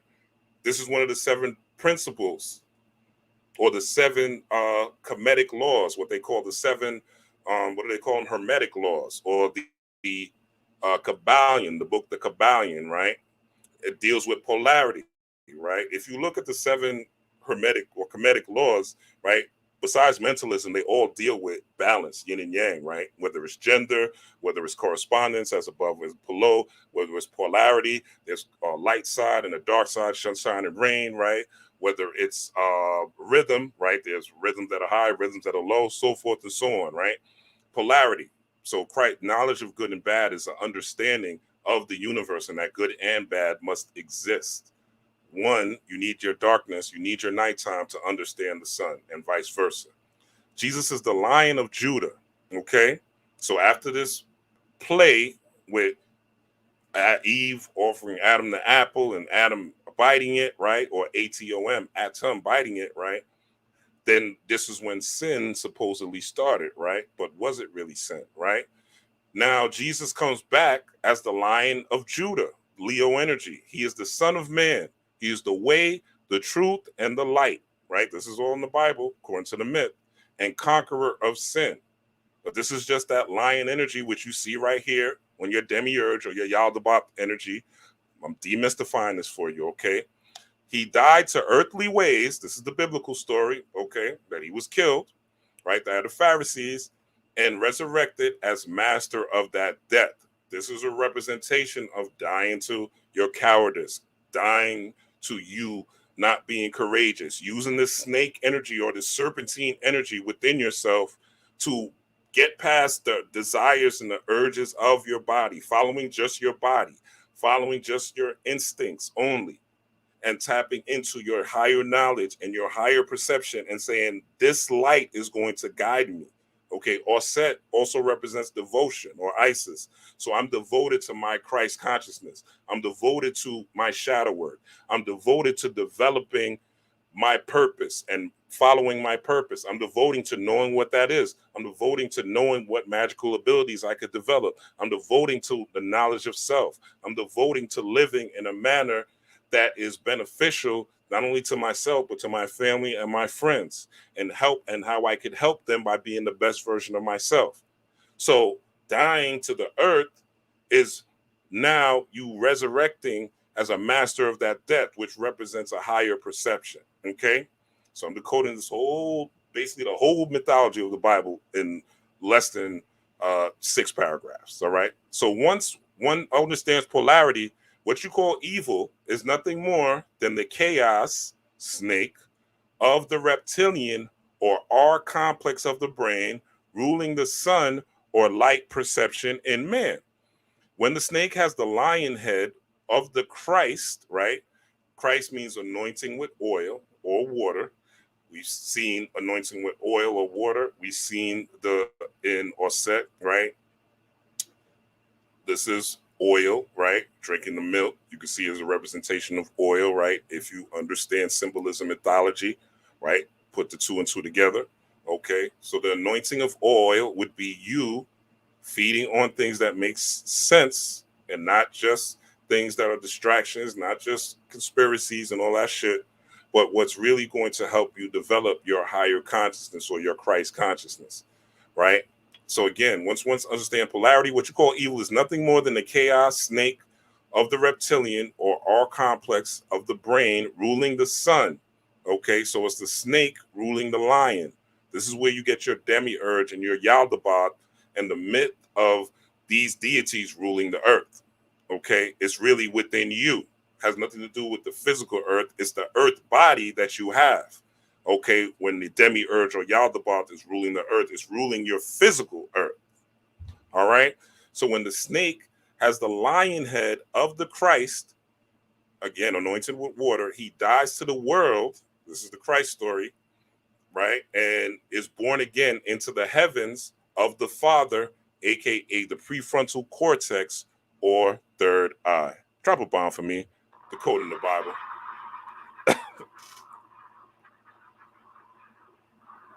All right. Drop a bomb for me, decoding the Bible stories for you and show you how it's really just the whole story is really about an involvement of consciousness, even Jacob's ladder and things like that, right? So let's continue. And shit, the mythology of Yaldabaoth, right? I ain't never seen nobody do that. All right. So this is the R complex or the reptilian complex. Okay. This is again all tied into this riverboat brawl. Just look at everything that I'm putting together, the line and everything and all the imagery. So the R complex, these are the oldest parts of the brain, the part of the brain that we share with reptiles and birds. So when people talk to you about reptilians, you are a reptilian. You got reptile in you. This reptile in you causes you to do low-level animalistic behavior, aka evil, aka badness, aka things that are out of character with the whole, things that do not help the whole, things that are not part of the circle of life. You have that shape-shifting reptilian in you. Stop looking for shit outside of you, right? And if there are shape-shifting reptilians in the real world, so the fuck what? The rent is due on the first, right? And your health is due now, right? So the mortgage is due, right? The car notes are due, right? Your kids need to go to school, right? They need knowledge to survive in this world, right? There's way more important things than fucking worrying about shape-shifting reptilians that, again, this is all in you. But if they could convince you that it's outside of you and to look for shit outside of you, then your focus is outside instead of within yourself. All right? So this is the reptile. This is you. This is you. This is in your body. I'm not making this up. So they are thought to be the location of basic drives and instincts, basic needs and avoidances. All right. This is the reptilian brain in the green. This is brain one in the three brains in one model. Okay. Mental health problems such as obsessive compulsive disorder, post-traumatic stress disorder, panic disorder, right? Those of you who are melanated, PTSD, okay. Those of you who have come through harsh urban environments, PTSD, okay. Panic disorder, anxiety. You hear that a lot nowadays. Everybody under 20 has anxiety. Everybody under the age of 20 has anxiety now. All right. This is not something I heard a lot growing up, but this is the common theme. So this is a thought to have the roots in these structures. So imagine if they learned about themselves, had a knowledge of selves, and knowledge that they have the ability to overcome these things, okay, with a repetition and rituals that allow them and certain practices that will allow them to grow, okay? So this is the shape-shifting reptilian within you. This is the snake within you. We call people snakes all the time, but we don't know where this comes from. Well, it's located in the body. There is three brains, and one of the brains is that reptilian snake, evil motherfucker, right? Who in the Montgomery brawl was a representation of those white people who were in their negative Leo, the negative aspect of Leo energy, egotism. Okay, fuck that. Fuck these niggas. You know what I'm saying? I'm the man. I'm a white man. What's this nigga gonna tell me in the middle of the South when we had these people as slaves what to do? that's that particular energy, thinking you're higher and above the collective. That's a shape-shifting reptilian, okay? Those are the shape-shifting reptilians that you have to worry about, not only outside of you, but inside of you, okay? If you don't manage your emotions, you will tap into this reptilian complex easy, okay? Let's continue. So how do you control the flow, the vibe, the emotions of your rainbow serpent, okay? So this is Quetzalcoatl. Again, it looks like a lion head to me on a snake. It looks just like this motherfucker, Lionhead Serpent, Demiurge, and Yaldabaoth. Y'all telling me it's some shit outside and mysticism and Gnosticism that's controlling the earth. I'm telling you, that's some Christian shit. Go back to church with that shit, all right? Look at it as part of you, all right? And this is some, how do you control the flow of your emotions, of your rainbow serpent, okay? This is your spine, okay? This is where the energy rises. This is the snake rising up to the head of the lion or the Leo, where you are not controlled by the snake, but using the snake to grow wings. Wings are a representation of higher knowledge, higher perception. Heru the falcon, which I've been talking about this whole thing, representing Leo energy, which is again the lion head, is about higher perception, seeing things from above, not being on the ground with everything, not being locked into your emotions, but using your emotions to strictly channel your higher thought processes. This is not for me. This is for me. This is entertainment. This is not entertainment. This is what I need to focus on. This is not what I need to focus on. This is a distraction. This is what I don't need to be distracted from. And this energy flows up to the spine, to the main part of your brain, the prefrontal cortex, which is right here. And this is all about the 7 chakras. So how do you control the flow of your vibe, your emotions of this rainbow serpent, which representation of the 7 chakras rolling up the spine? As you see what he's doing here, meditation. I don't know what to tell you. I know you don't want to do it. I know you don't got time, right? I know you don't got time. I know you got a whole bunch of shit to do, right?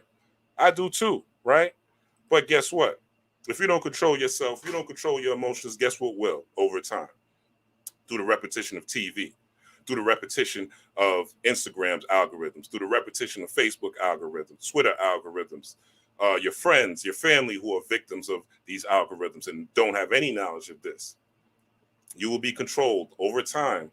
The repetition will get you. I don't care how spiritual, I don't care how knowledgeable, all that. You will be you will get captured by this particular energy, right? If you don't train yourself, if you don't go within, if you do not slow down your breathing, get yourself in a place of rest and digest, tap into that paranormal or parasympathetic nervous system and allow this energy to rise up within you via powering your inner light, your inner sun, your inner Leo, your inner Heru, your inner vision, right? To see the reality that you want on a consistent basis and prune, right? This is a rainbow serpent or AKA a prune serpent, right?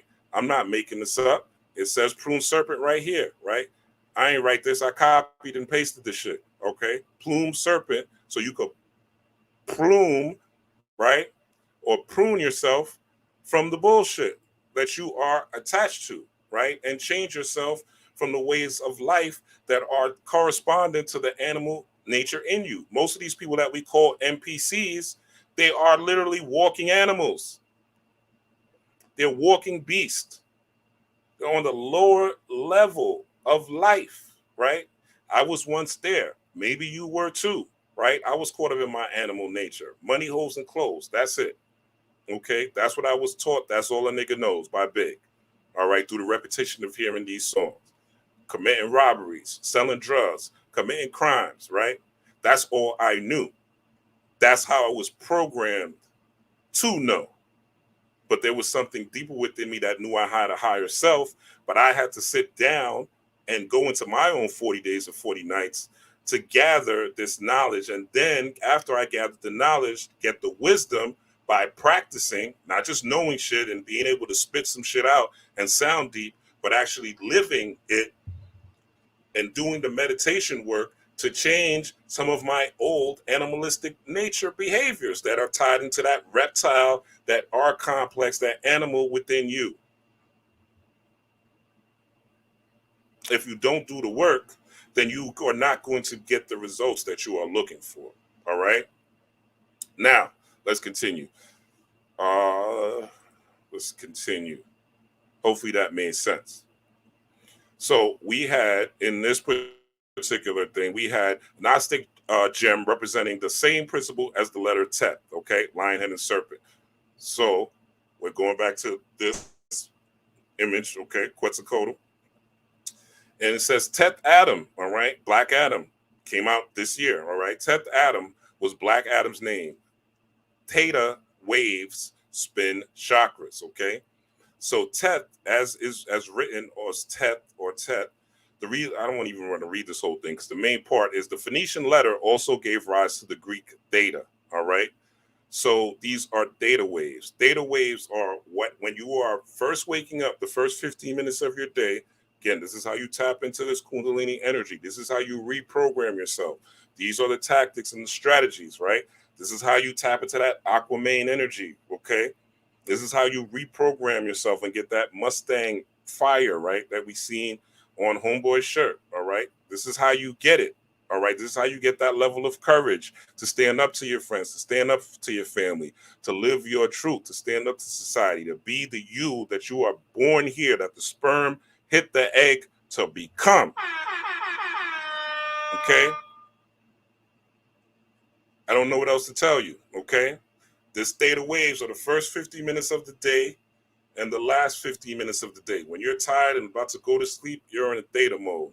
This is when you tell yourself and have a vision. Reverend Ike, right? If you watch a Reverend Ike video, he always talks about before you go to bed, or anybody with sincere spiritual knowledge, they'll tell you before you go to bed, you want to have a vision of what tomorrow's going to look like. You want to have a vision of what your future is going to look like. You want to have a vision of that new boo, right? You want to have a vision of that new car.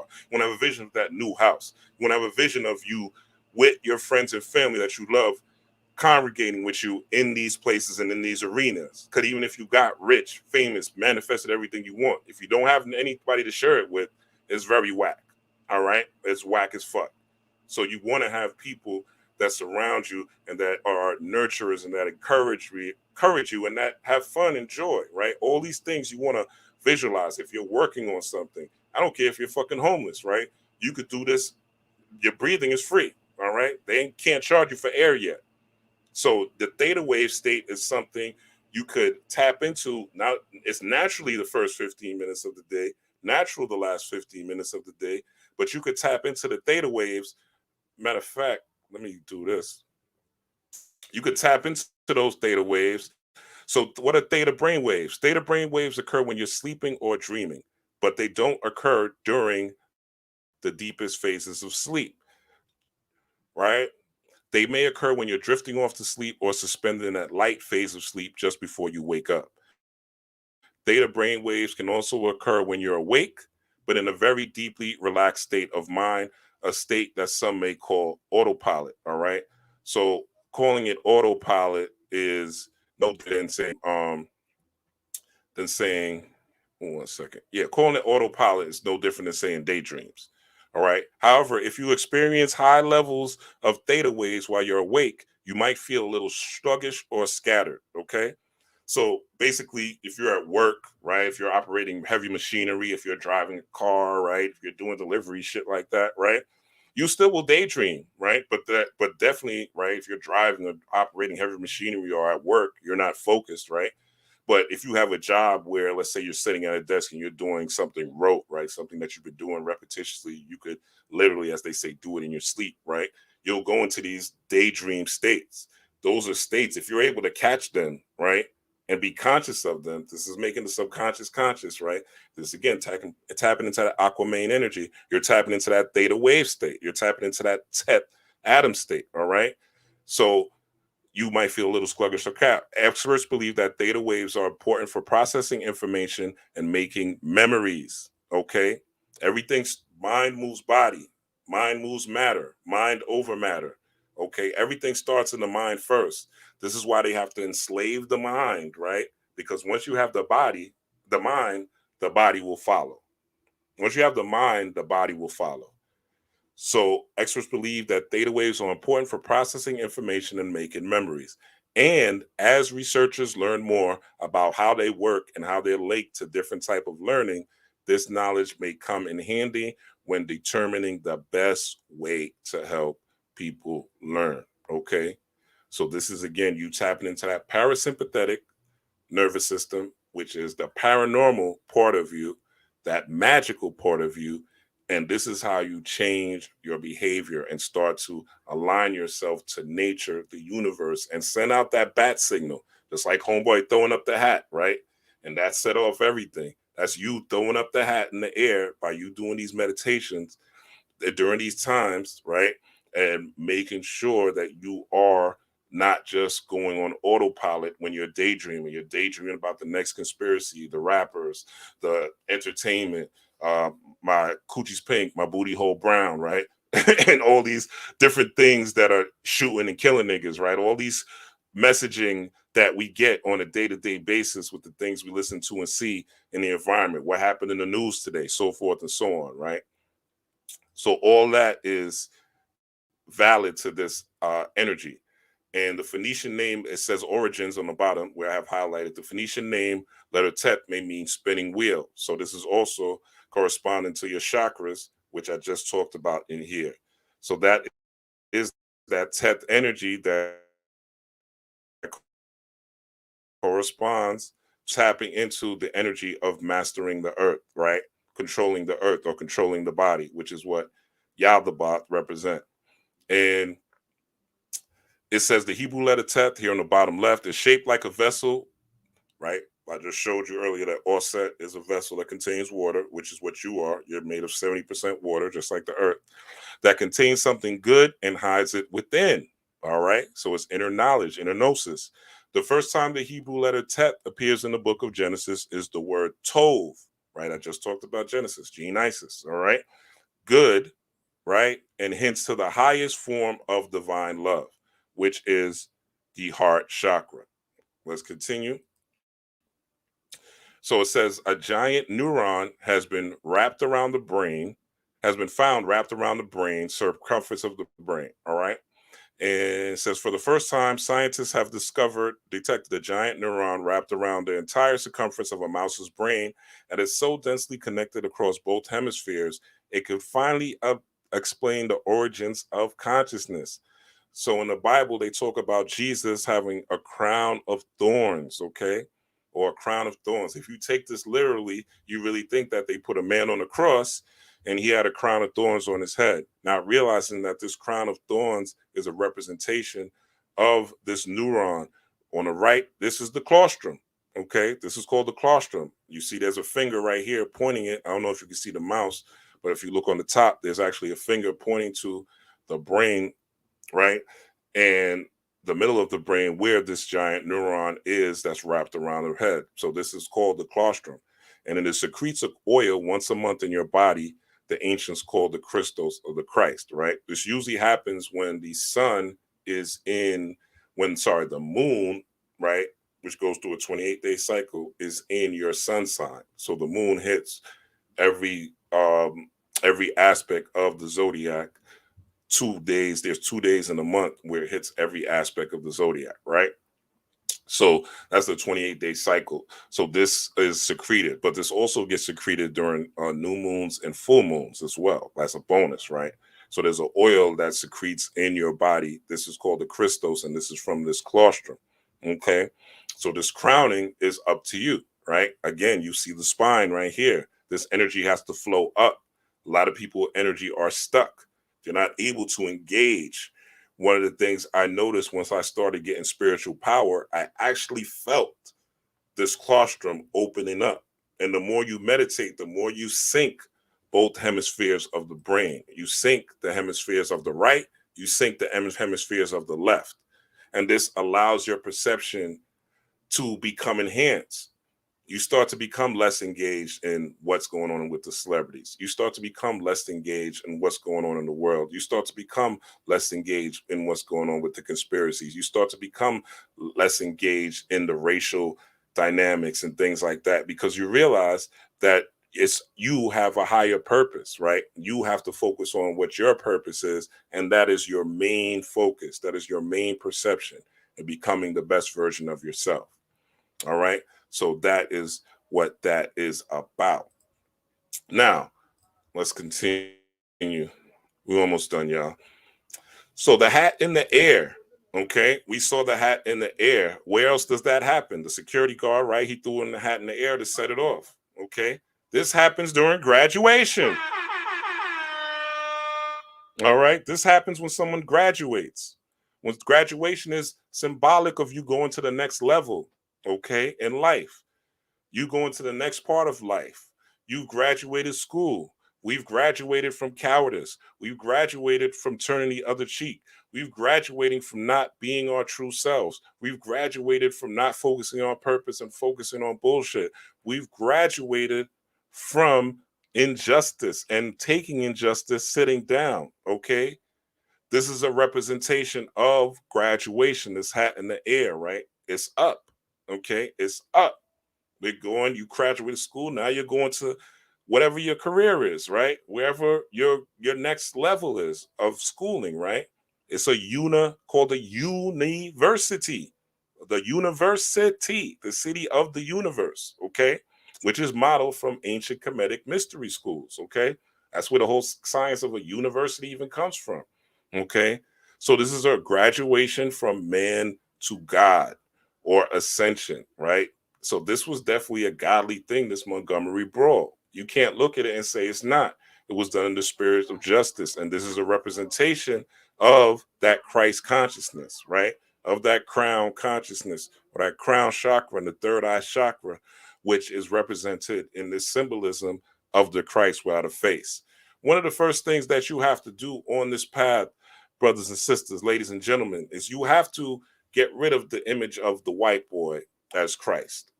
It's so deeply ingrained in us, especially melanated beings, that when you see white people, right, when you see Caucasian people, you automatically associate them with God, right? You associate them with God.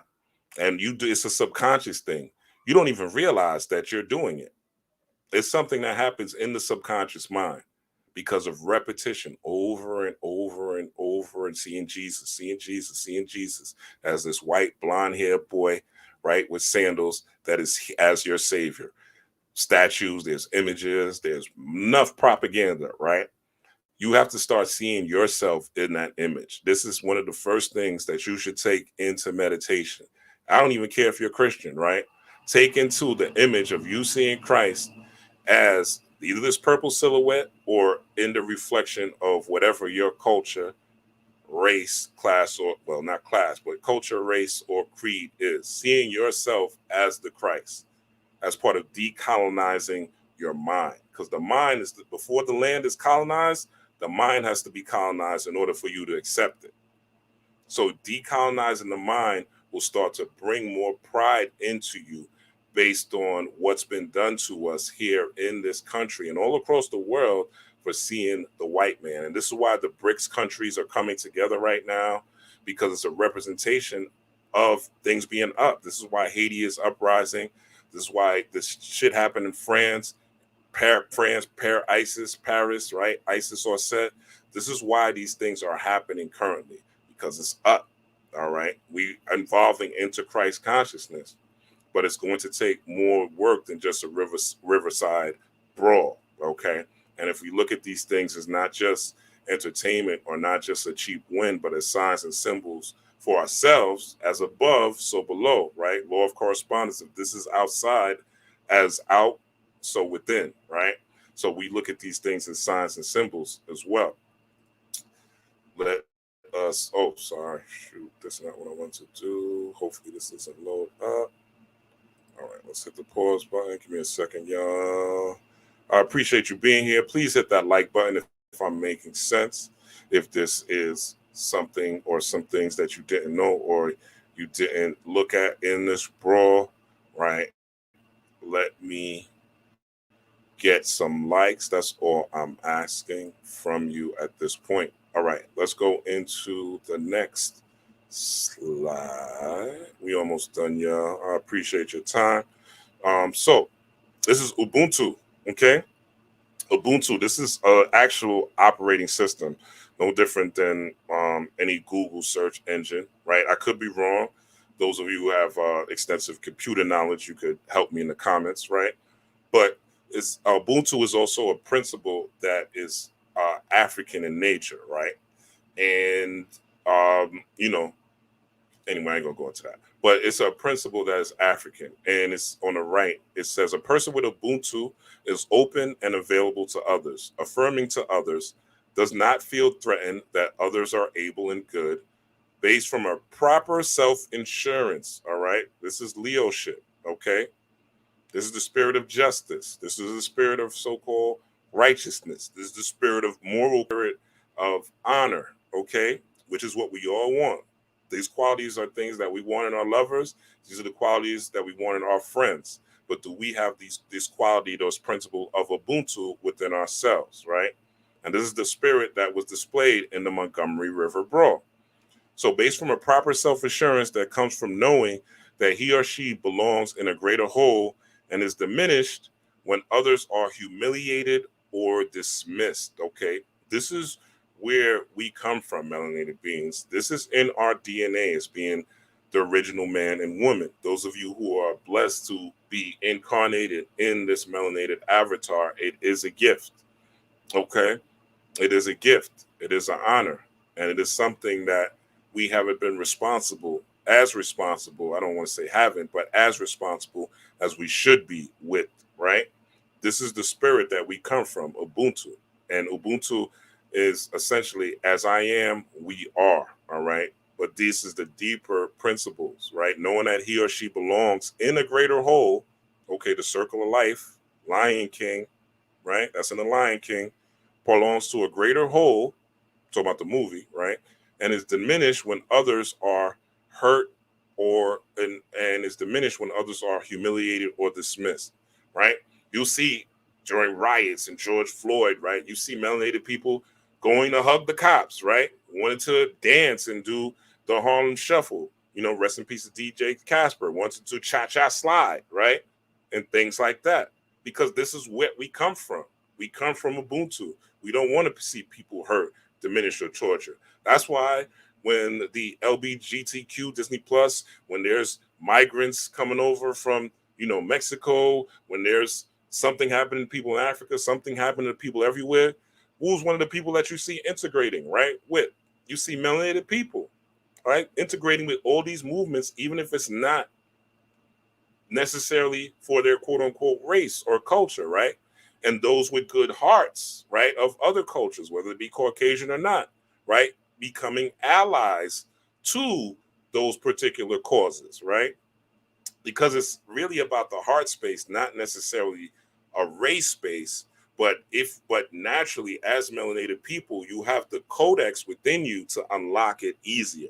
Doesn't mean white people or people from other cultures can't unlock it, but it is easier for you because it's just you have the natural rhythm, right? You have the natural soul that was blessed to be given to you by walking in this melanated vehicle. Okay, doesn't mean that our European or descendant of pilgrims that practice and study and do this work will not be able to develop and exhibit Ubuntu better than a melanated person. We see that every day, right?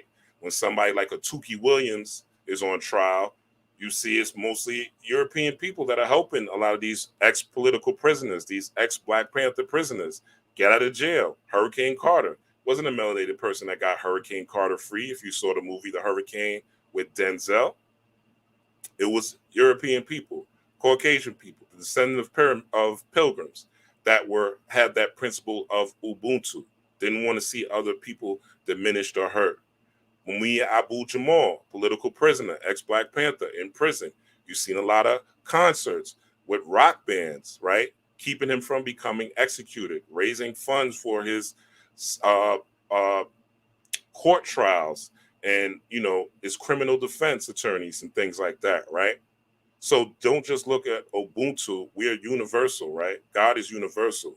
God will use whatever is needed as a vessel to show the light of the sun, to show that Leo or that godly essence. And if it's not going to come from melanated people, it will come from other people, right? We all breathe in the same air, and we all have the ability to develop and grow in our spirituality and use spirits to our benefit, whether we know it or not. All right. Some have, again, an easier time than others. All right. I'm 240 something. I could lift more than somebody who's 140 pounds. But that doesn't mean that the person that's 140 pounds that weight trains and does calisthenics and, is working on their body can eventually lift the same thing I could lift naturally at 240 pounds, if that makes sense. Okay. Having melanin and doing nothing with it, or being melanated and doing nothing with it, is similar to driving a Ferrari around the projects. And that's all. You're just driving that Ferrari around the projects and just want to impress people in the projects, right? You're not doing anything with it. You're better off giving it to a European that will maybe do the work, right? And drive that car to higher places, or places where, or on the highway where the road is more, where the road is something that is conducive to the speed, right, of the energy that the car possesses. Let's continue. Shout out to everybody who's here. Hit that like button. So just to throw a little bit in for my conspiracy theorists, right? I'm not a conspiracy theorist. I'm a conspiracy scientist, right? And I look to see how things could be manipulated or used. Now, this is the mayor of Montgomery, Alabama, Stephen L. Reed. All right. And after this, we're going to get into the Tory Lanez and Megan Thee Stallion thing. So Stephen L. Reed is the mayor of Montgomery. If you look on the bottom left, well, let's go to the right first, then go to the left. So Stephen L. Reed is the first African-American mayor of Montgomery, Alabama. Reed was born in 1974 in Montgomery to Molly and Joseph L. Reed. His mother was an educator, and his father was a former educator and well-known politician who served on the Montgomery City Council from 1975 to 1999. So his father has been in politics for a long time, Stephen L. Reed, right? His father has a political background, right? And this is the mayor of Montgomery, Alabama, right? So it says Reed's father exposed him to politics at a young age. So he's been bred for this, right? He's not new to this politician thing. He's true to this politician thing. And we all know politicians are liars, right? Let's just call it a spade of spades. Keep it real, keep it raw, right? It says Reed also became a member, which his father probably was, of the Theta Alpha graduate chapter of Omega Psi Phi fraternity in 1988. Uh-oh. Okay. So on the left, bottom left, right, it says in the same period of the founding of the Boule, right? The Boule is the Freemasonry secret society where in the black colleges and in these elite Yale, Harvard, where they basically recruit the smartest, the brightest of us, right? Those of us that are in these melanated avatar bodies, right? And use them as boule. Boule means servants to the king, right? So basically uses black people, quote unquote, black people against black people, right?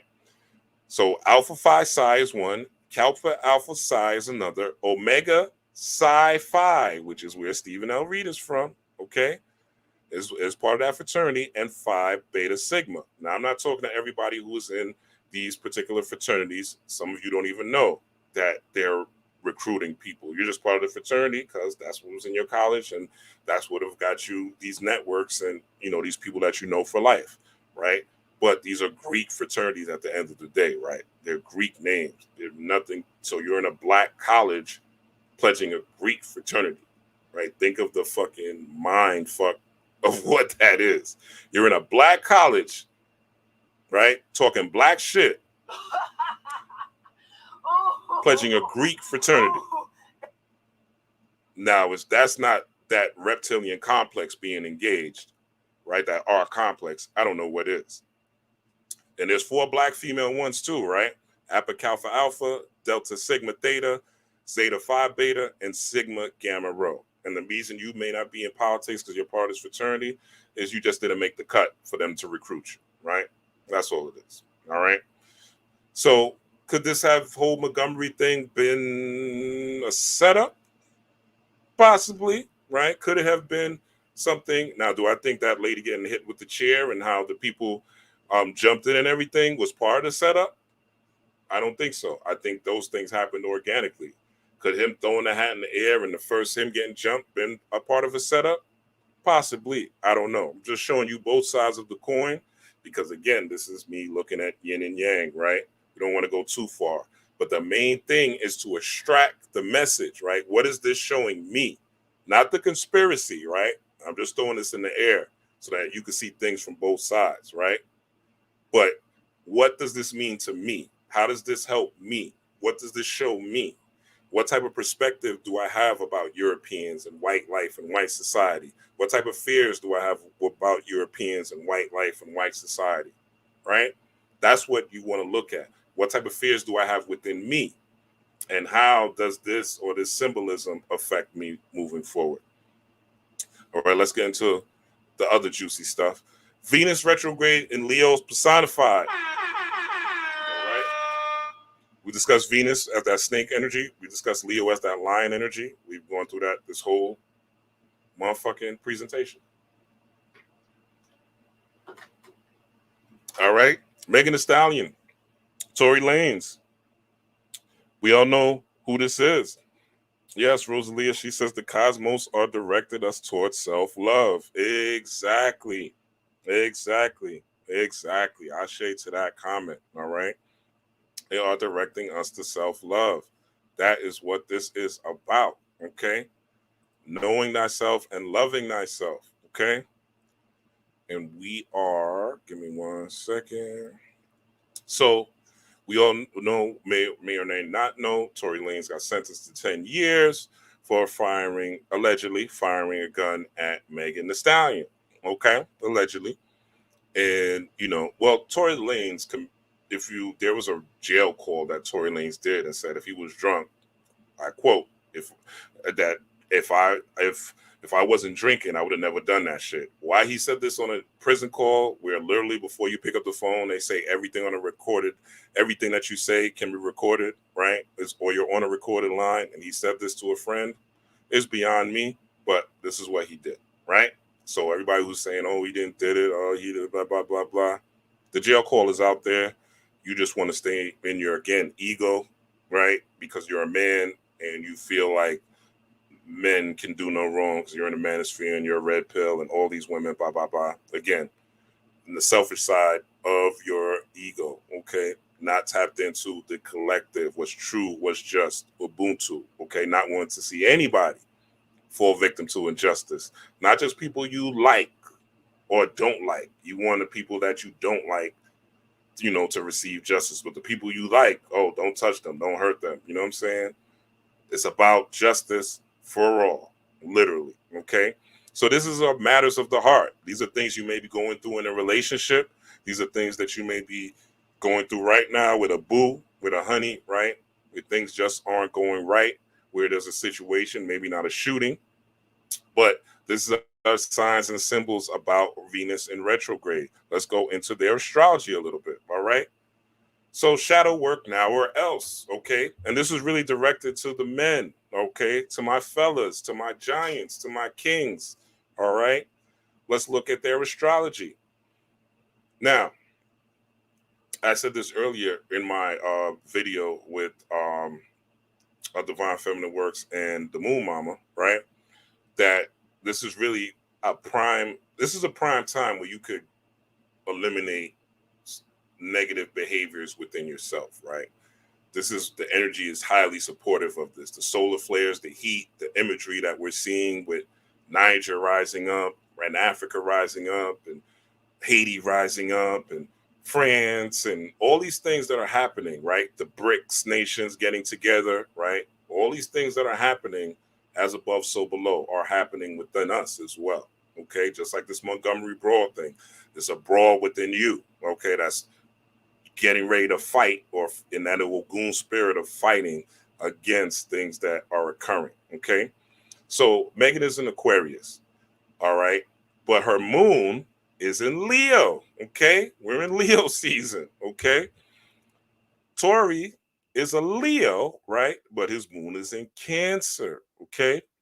So Cancer is a sign that deals with emotions, highly emotions, okay? High emotions. And Tory's been doing fuck shit in the industry.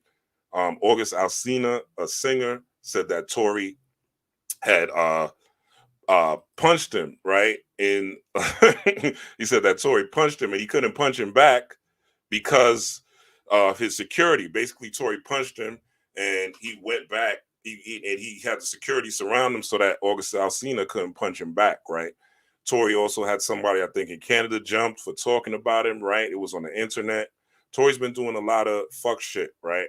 And in that Cancer, highly emotional energy, if it's bridled, right? That moon energy, that flow energy of water, right? Which is, again, it's funny that she's an Aquarius, even though Aquarius is an air sign, right? It still looks like waves because water does have hydrogen and oxygen in it. So there is the correspondence of, her having her moon in Leo, which would tap into that energy. Tory, you shot me. I don't care. You shot me. She stood on that, right? Till the end, even though everybody was dismissing her, including your man at first, right? Until I did the tarot readings and heard him confess it. I was like, yeah, okay, he did it, bro. You know what I'm saying? So it's the spirit of justice again at play. Regardless of how you feel, this is what it is. All right. And men, if you don't tap into this shadow work, right, you're going to be in a situation or in situations during the season and beyond where you're triggered easily by women, where women could say something, right? Meg got that Leo moon. Listen to her raps, okay? She's talking hella shit when she raps. She talks hella shit. She details. Like, I remember hearing one of her songs, she was detailing like her going into a club, her finessing a man, her not giving a fuck about him, her taking his money, right? And her making her look like she cares about him, right? Detail for detail for detail. If you listen to her songs, right? Or some of her music, right?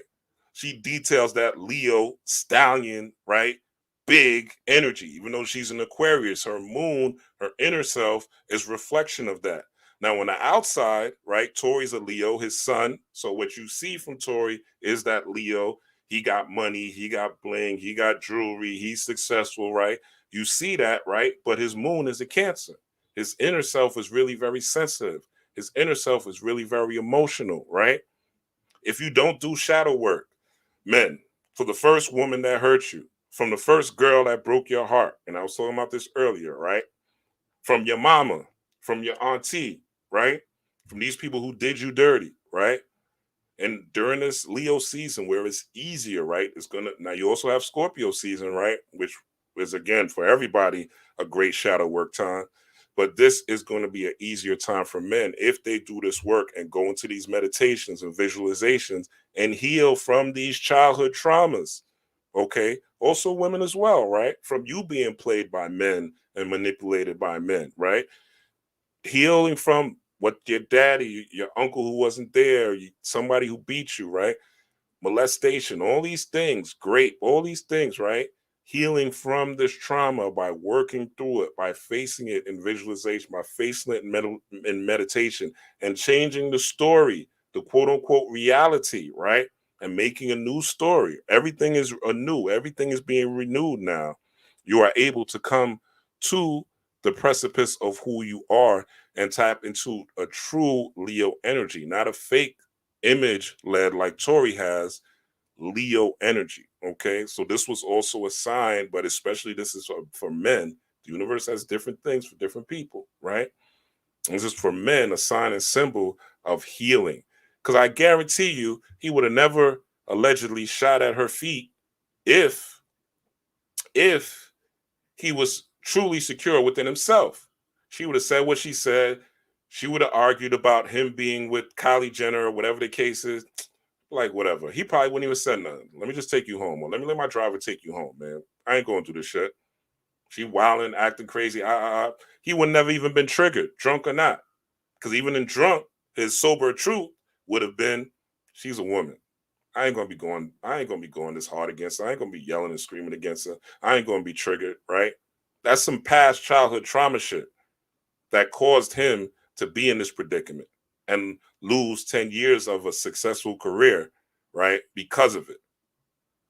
So men, again, we claim we're the most logical and reasonable, but a lot of men, even the so-called tough guys, are leading with their emotions, okay? And leading with materialism as the Leo energy instead of your true heart, right? Your true manhood as the lion within, okay? That Christ consciousness, that Lion of Judah energy within yourself. So that's just a way to look at this. When I saw her have a moon in Leo and him have a sun in Leo, I was like, oh shit, this is a fucking lesson.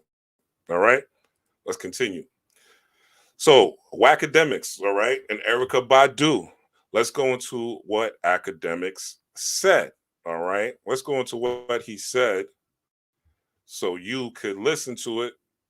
If you got the kids, you might want to cover their ears, right?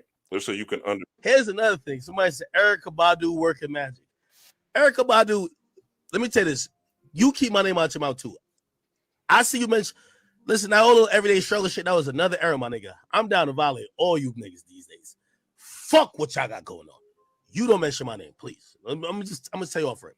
I don't fuck with you neither. Just bro, I'm on really disrespectful timing. You niggas got to show me. Facts. You got to show me. All that little say shit you got going on ain't fuck with me. Straight up. I'm telling all y'all this because I don't respect y'all. I would like to let all y'all know I don't respect y'all. I don't respect y'all like you. I don't respect me.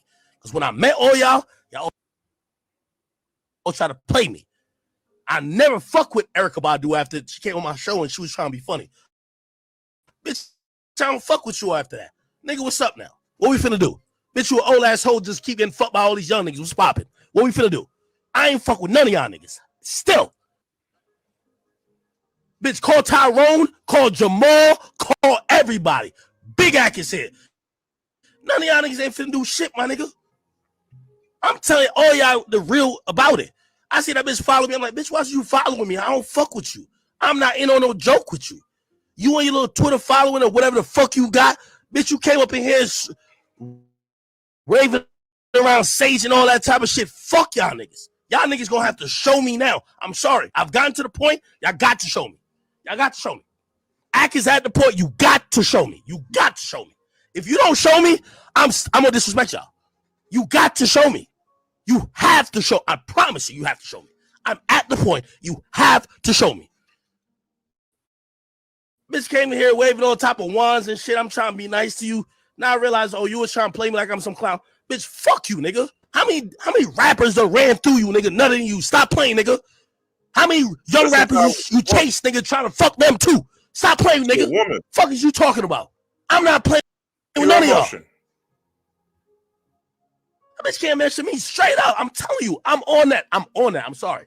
Y'all got to. Y'all have to show me. You will have to show me. I'm sorry. Man, I know 3 rappers that ran through you, fucked you, did all type of shit, bitch. You just like you a cum rag for these niggas. You ain't about to play with me. You about to play with Big Ack. You a cum rag. The fuck is you talking about? So that's enough of that. So we heard him, right? He's going off. Now, this is something that happened 5 years ago on the show Everyday Struggle. Okay. This is something that happened 5 years ago. Think about how long he's been holding this in. 5 years. He's been holding this in. He's been stewing. It's in his tissues, right? His physical, it's in his blood, right? He's been holding this in. And what happened was he was talking in the comments and somebody said, Erica Badu's going to get you. And this just set him off, right? He was drinking drinking water, okay? And this just set him off. And he started going on this tirade, right? Talking about he's Big Ack. Now, when Ack first came on the scene, because I'm a hip hop fan, right? Ack first came on the scene, he wasn't talking like this, right? He wasn't talking this reckless. But now that he's making a lot of money, right? AKA Tory Lanez, okay? Now that he's making a lot of money, this is the way he's starting to talk, okay? This is the way he's starting to behave. This is the way he's starting to act. And as I said, I posted in the comments, I said, he's going to be shown. He's speaking and he's saying they got to show me. So he's speaking into an existence. So something's going to happen to academics soon. I'd say I give it 90 to 120 days with the way this energy is of these solar flares. Something's going to happen to this man, right? Because he's asking for it. He's requesting it. And he's disrespecting a queen. He's disrespecting a goddess. Erykah Badu's definitely tapped in to the mystical arts. You could look at her and tell, okay? You could look at her and tell what's going on and see what she's about. Let's go into, now I have here that she is, money doesn't make the man, God does, okay? So until you do that childhood trauma and heal from these relationships, my kings, I've gone through it with women myself. I know what it is. I've been through it, the manipulation, the games, the tricks, the mind games, all that. I've been through it all. You know, the shaming, I've been through it all, right? And I have not responded appropriately at all times. I'm man enough to admit that. But I have grown, right? I have learned, I have studied myself. And when you look back and look at these relationships as lessons, every man or woman that you've been with, there is a lesson for you in them. They are your reflection. You wouldn't have chose them if there wasn't something in them that was part of you. Okay? That's why you chose them. So money doesn't make the man or the woman, right? God does, okay? And how Erykah handled it was masterful, right? Because she was just like, yo, this is something I said 5 years ago. It triggered me, right? And she had a box of incense ready called Badu Pussy. All right, you want to talk about my pussy? All right, here's the Badu Pussy. Go buy it, right? That's alchemy. And the shit sold out, okay? So Erykah is a Pisces. Okay, Erykah Badu is a Pisces. Pisces rule the feet, okay? It's about being grounded. It's about being down to earth, okay? She ain't with that shit. She ain't gonna be talking like go crazy back at him with a long tirade. Her response was probably 30, 40 seconds, okay? Academics went on a 6-7 minute tirade, okay? Taurus rules the throat, right? He's a talker. He's a speaker. Academics, right? He does lives. He's always communicating with people, okay? But Erykah's on tour, right? She did her music. Now she's always on tour, right? She's always making her money doing these things, okay? She's about that action. Even during the pandemic, right? Erykah was on that live, and then she took her live, her verses, and translated that into I remember she translated that to a money-making opportunity where you had to pay for an after show, right? That she curated, right? That's alchemy. That's some Piscean shit, right? Let's look a little bit more at the astrology real quick, because this is how you're able to decode the mythology of these news events, right? And not just seeing them as gossip, but what can I learn from them, okay? So Erykah Badu was our sun in Pisces, okay? Her moon is also in Pisces. So she's as true to Piscean intuitive thinking, right? Pisces is a sign that deals with care or high empathy. So she's able to see what's going on with Ak, and he doesn't even know, especially her being tapped into the mystical arts, right? She's artistic, right? This is the creative, the dedication, the dreamer, right? The imaginative, the mystical, right? The spiritual, right? And so forth and so on, right? The poetic, right? All these things that she exhibited in her response, right, are tapped in to her chart. Her Mercury is in Aquarius. We're in the Aquarian age, right? All these things are lining up, okay? Her Uranus, where she gets her luck, is in surprising events, right? Uranus is the sign of luck or shocking events. It's in Libra, right? Uniting, balancing, seeing empathy, seeing everything, okay? So she's tapped in. She's tapped in. So this is why she had a effective, very alchemical response.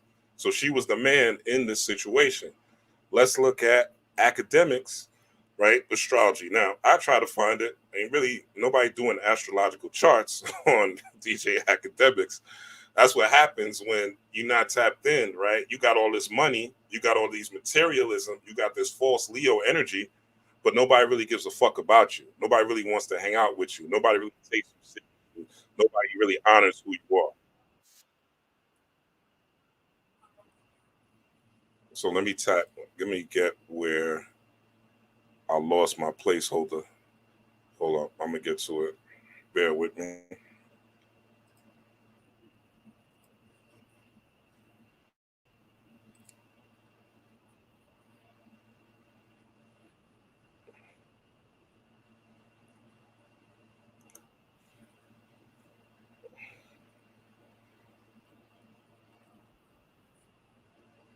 So my academics.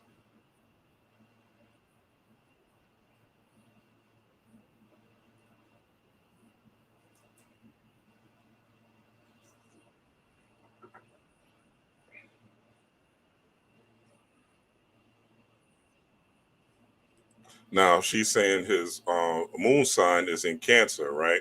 He is a Taurus, but his moon is in Cancer, right? She pulled up his chart. She didn't have the day and time, but she had his day, so she was able to look at some aspects, right, which relates to the mother, right? Now my moon is rising, my ascendant is in Cancer myself, right? So usually there's mother wounds attached to that. So me myself, Rob Blackstorm, had to heal, right, for motherly wounds, from being told certain things, from being um, perceived a certain way, if you will, from messaging that was given to me as a child, from the perspective of how I looked at women was based on my mother.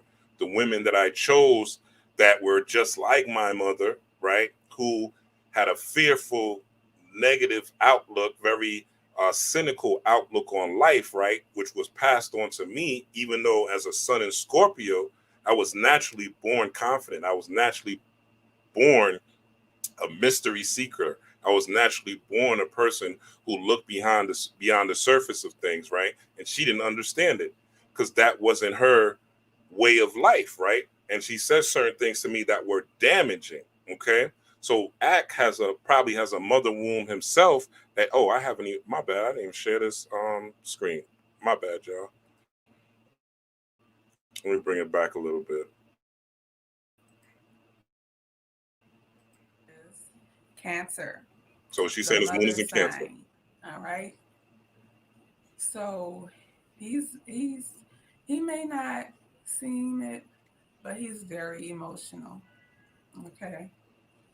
He's trying to hide that when he's in public, but behind closed doors, he's very emotional. All right. You know, he has Mars, his warrior, his fight planet. That's in Cancer, the mother sign as well. So this is low, but she's saying his Mars is in Cancer as well. So when you see Cancer, it's always tied to the mother or female energy. So this is why he's responding this way, right? His moon is in Cancer, even though he's a Taurus. His moon is in, and Taurus is ruled by Venus. So there's a feminine aspect to even his Taurus sign, right? Luxury, comfort, right? Relaxation, money, right? So his Taurus, right? There's still an aspect of Het Heru Hathor, the holy cow energy, which is the opposite of the bull, right? A male, quote unquote, cow is a bull, right? Uh, Female, right? A cow, female bull is basically a female bull. So there's this energy all throughout his chart, right? So what he really needs to do is do some shadow work, right? He really needs to go within and heal some of his trauma with women, heal how he's been treated by women, heal how he's what he's going through and come to terms with it and tap into the divinity within himself and not rely on money as his means of him being God. All right. Because that doesn't make you God. Let's continue. And Mars in Cancer that's a weak placement. Mars is how one go by getting what they want. And just me knowing his energy from the day and time, from the day and year that he was born. You know, he's just weak in a lot of ways. You know, Now I gotta speak from my part of me being a mother, a parent. Now I have a 16-year-old. All right. So what she's going into now is I guess academics had said something about a 17-year, I don't remember this right because I don't pay attention to act that much, but he had said something about a 17-year-old or he would sleep with a 17-year-old or something like that on one of his lives. So that's what she's addressing, right? So again, this is him not having mommy woman issues and not doing anything about it. I mean, does academics with all this money, does he even go to the gym, right? He could work on his appearance. He could feel more confident about himself. But he's sitting home drinking Hennessy on live, making money, probably eating bags of hot Cheetos and enough oxtail and jerk chicken, right? And feeling sorry for himself, even though he has all this money. Can't go out, can't mingle amongst the rappers that he loves because of all the shit that he's taught. Literally a gossip queen, right? Let's call it what it is, right? That's all he does is gossip and talk about other men, right? And this is the energy that he has. So money does not make you a man, right? It has nothing to do with that. All that getting fly and wearing all this designer and having the cars and the house. Yeah, you'll get some ass. Yeah, a woman will sleep with you and give you the best vagina that you've ever had in your life because you have some money. Doesn't mean she cares about you. Doesn't mean when you're sick or down and out or if you have an accident, she's going to take care of you. Doesn't mean she's really looking out for you and not looking out for herself. Doesn't mean because you go overseas and you go to a poor country and a girl loves you. Doesn't mean if you bring her ass to America, she's going to show you that she really loves you or she's going to go find a real man, somebody that has real internal confidence, somebody who has real internal qualities, somebody who has great conversation, humor, leadership abilities, discipline, um, spiritual knowledge and prowess, mysticism, the ability to have empathy, the ability to be respected around other men, right? Real manhood qualities, the ability to stand on their square, right? These are things Act, with all the money that he has, doesn't have, and allowed Erica Badu to use his negative energy as a way to generate currency by herself or for herself. If that's not using flow, if that's not using river energy, if that's not a Yemaya or set water principle, this scenario, I don't know what the fuck is. Okay. He ain't make no money off that. He got shamed. He's looked down upon. He's frowned upon. And is probably going to get his ass beat because of this in some way, shape, form, or fashion. Because just because you have security in a pistol, there's always somebody that's willing to risk it all. All right. There's always somebody that's willing to risk it all. A hit don't cost that much either. Okay. That hit doesn't, I'm not wishing this on him. I'm not saying that I want this to happen to him, right? I just want him really to learn a lesson and grow. And, that's my sincere wish, But if you're asking, telling the universe, show me, I need to see it. Show me, I need to see it. The universe is going to show you, Act. You got to watch your heka and what you speak out into universe. You got to watch what you say out into the universe. Okay. This is the energy right now. The solar flares are high. What you speak is more than likely to manifest, whether you know it or not. All right. So this is the energy that's going on with this. Let's continue. So step out of your comfort zone. All right. Cleanse your heart. Okay. Follow it. Follow your desires, your heart's desires, your purpose desires. Reprogram your mind, okay, to be one with Christ consciousness, okay? Play and have fun in this, okay? Do imaginative things. Don't take this life so seriously, all right? There's play things to enjoy in it, okay? Stop watching the news first thing in the morning, Stop listening to your negative friends and family members and people that don't see your vision, right? Don't share your vision or your ideas with them, okay? Keep them to yourself if you need to, right? Just come out and emerge. Take that step. Start that podcast. Start that YouTube channel. Start that business. Start that clothing company. Start that tech company. Come through with your friends, right? If you look at this image on the right, right, of Christ, which is again tapping into that Leo. Jesus is the Lion of Judah in the Bible, according to the mythology, right? You see him has his hand pointed to his heart, right, which is the seat of your emotions, and his fingers pointed upward towards the mind. Okay, his what's that? His left hand, right, is on the heart, and his right hand, so he's corresponding to the left brain, where the logic and reason is combined with that heart energy, right? Tapped into that flow state, and the mind, right? Tapped into the mind, the holies of holies, the crown chakra, the third eye chakra, right? The top three chakras: throat, eye, pineal, or whatever, right? Hypothalamus, pituitary, um, amygdala, hippocampus, right? Those are all composed of your third eye, all those things, right? That whole center of the brain, prefrontal cortex center of the brain, that is literally right here on the front of your brain, right? And the Christ consciousness, tapping into using the heart's fuel, right? Breathing, meditation, right? Using the fuel, conjuring spirits through the heart. Spirit means breath, to breathe, right? Conjuring the spirits of the heart, right? And using that fuel to power your decision, your perception. If you see in this picture on the right, there were three bands. This is something that is actually inside of a church in Europe. Okay, there were three bands on the side. This is all symbolism. If you look at this, even if you look in the bottom of the picture, you see there's a cup. This is symbolizing that gut energy. This is also symbolizing the three brains, which is talked about in this particular slide. Okay, the neocortex brain, right?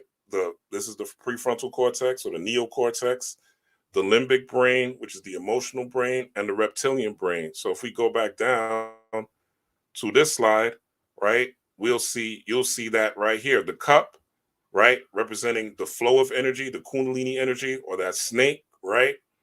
That is the gut brain, right? The first brain. You have the heart brain. There's more neurons that go from your heart to your brain than the brain to your heart. And neurons that fire together wire together. So there's more connections from your heart. This is why breathing, if your heart stops, it's all over. You could be brain dead, but if your heart stops, it's all over. And then you have the third eye brain, which is represented by this 1, 2, 3, right? Symbols, and the symbol of the halo, or your, as we showed earlier, your crown of thorns, right? Being light bodied or enlightened, right? This claustrum being activated, where you are tapped into that Christ consciousness or that Christos of the brain, right? Opening up your third eye connections. Again, neurons that fire together, wire together. So that's the gut, heart, brain, three brains. This is a representation also of the Holy Trinity, and this is a representation of powering up your energy. And if you see the plates right here, these are food for thoughts, right? Ideas that literally fuel you, right? So what are you digesting on a day-to-day basis? What are you taking in on a day-to-day basis? Okay. So this is how you come into this Christ consciousness. Do this meditation, do having fun, do taking risks, do stepping out of your comfort zone, through reprogramming your mind, right? Do healing, doing the shadow work, okay?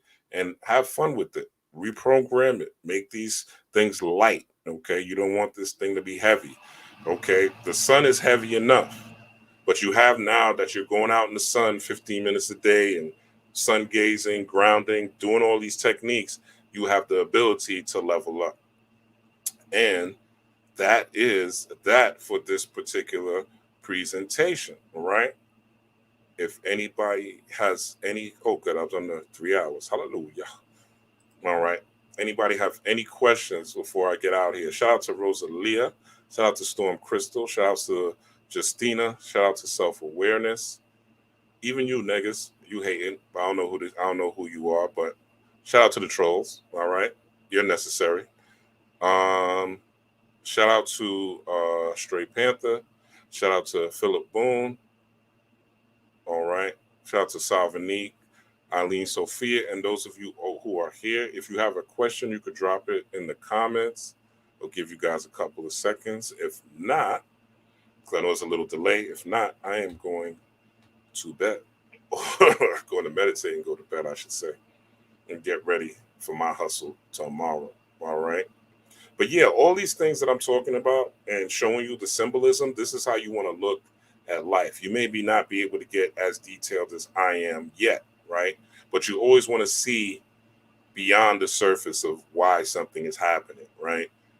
Why are they all of a sudden, why all of a sudden is the government coming out with, quote unquote, the jabs during 2020 out of nowhere? Why all of a sudden is Bill Gates engineering GMO mosquitoes? Why all of a sudden, during 188, the Lions Gate, right, there's fires in Hawaii? Why all of a sudden there's wars and rumors of wars and ships outside of Alaska? Russian and Chinese Navy ships are outside of Alaska. What's going on astrologically? What is the cosmos? Like I always say, I'm not an astrologer, right? But I am an astrologist. I understand the gist of astrology and cosmology. So I try to look at the whole of this. And the more you grow, the more naturally you'll be more tuned to looking at these things, not from a surface level, but from an inner level, not from the external, but from the internal. Because mind moves matter, and you'll be able to see what they call the law of correspondence, as above, so below. So this way you can engineer your reality. With that being said, I don't see any questions, so I'm going to take it down. I appreciate your time. Please hit that like button if you want to contribute to the show and keep me moving and give me some currency, help me get into my flow state. You could definitely hit the Cash App, right? You could definitely hit the Cash App and hit the like button. That's free. Share, subscribe. And if you're looking for a reading or you need a reading, right, the new moon in Leo is coming up. You want to know what you need to transmute. You're having relationship issues. You're having what career, where should I go? Different problems and things you want some enlightenment with. You could book a reading with me. The email's right down there, robblackstorm@gmail.com. Screenshot it if you need to. Inbox me. I'll tell you the pricing, and we'll go from there. And at the end of the reading, I will give you some homework, all right, if you so want, that you will be able to implement for the next 2 weeks, some tools that you can use that are actionable and practical according to the reading. All right. So thank you for your time. Thank you for the love. Thank you for the energy. Thank you for the viewership. Rob Blackstorm, peace, power, and prosperity.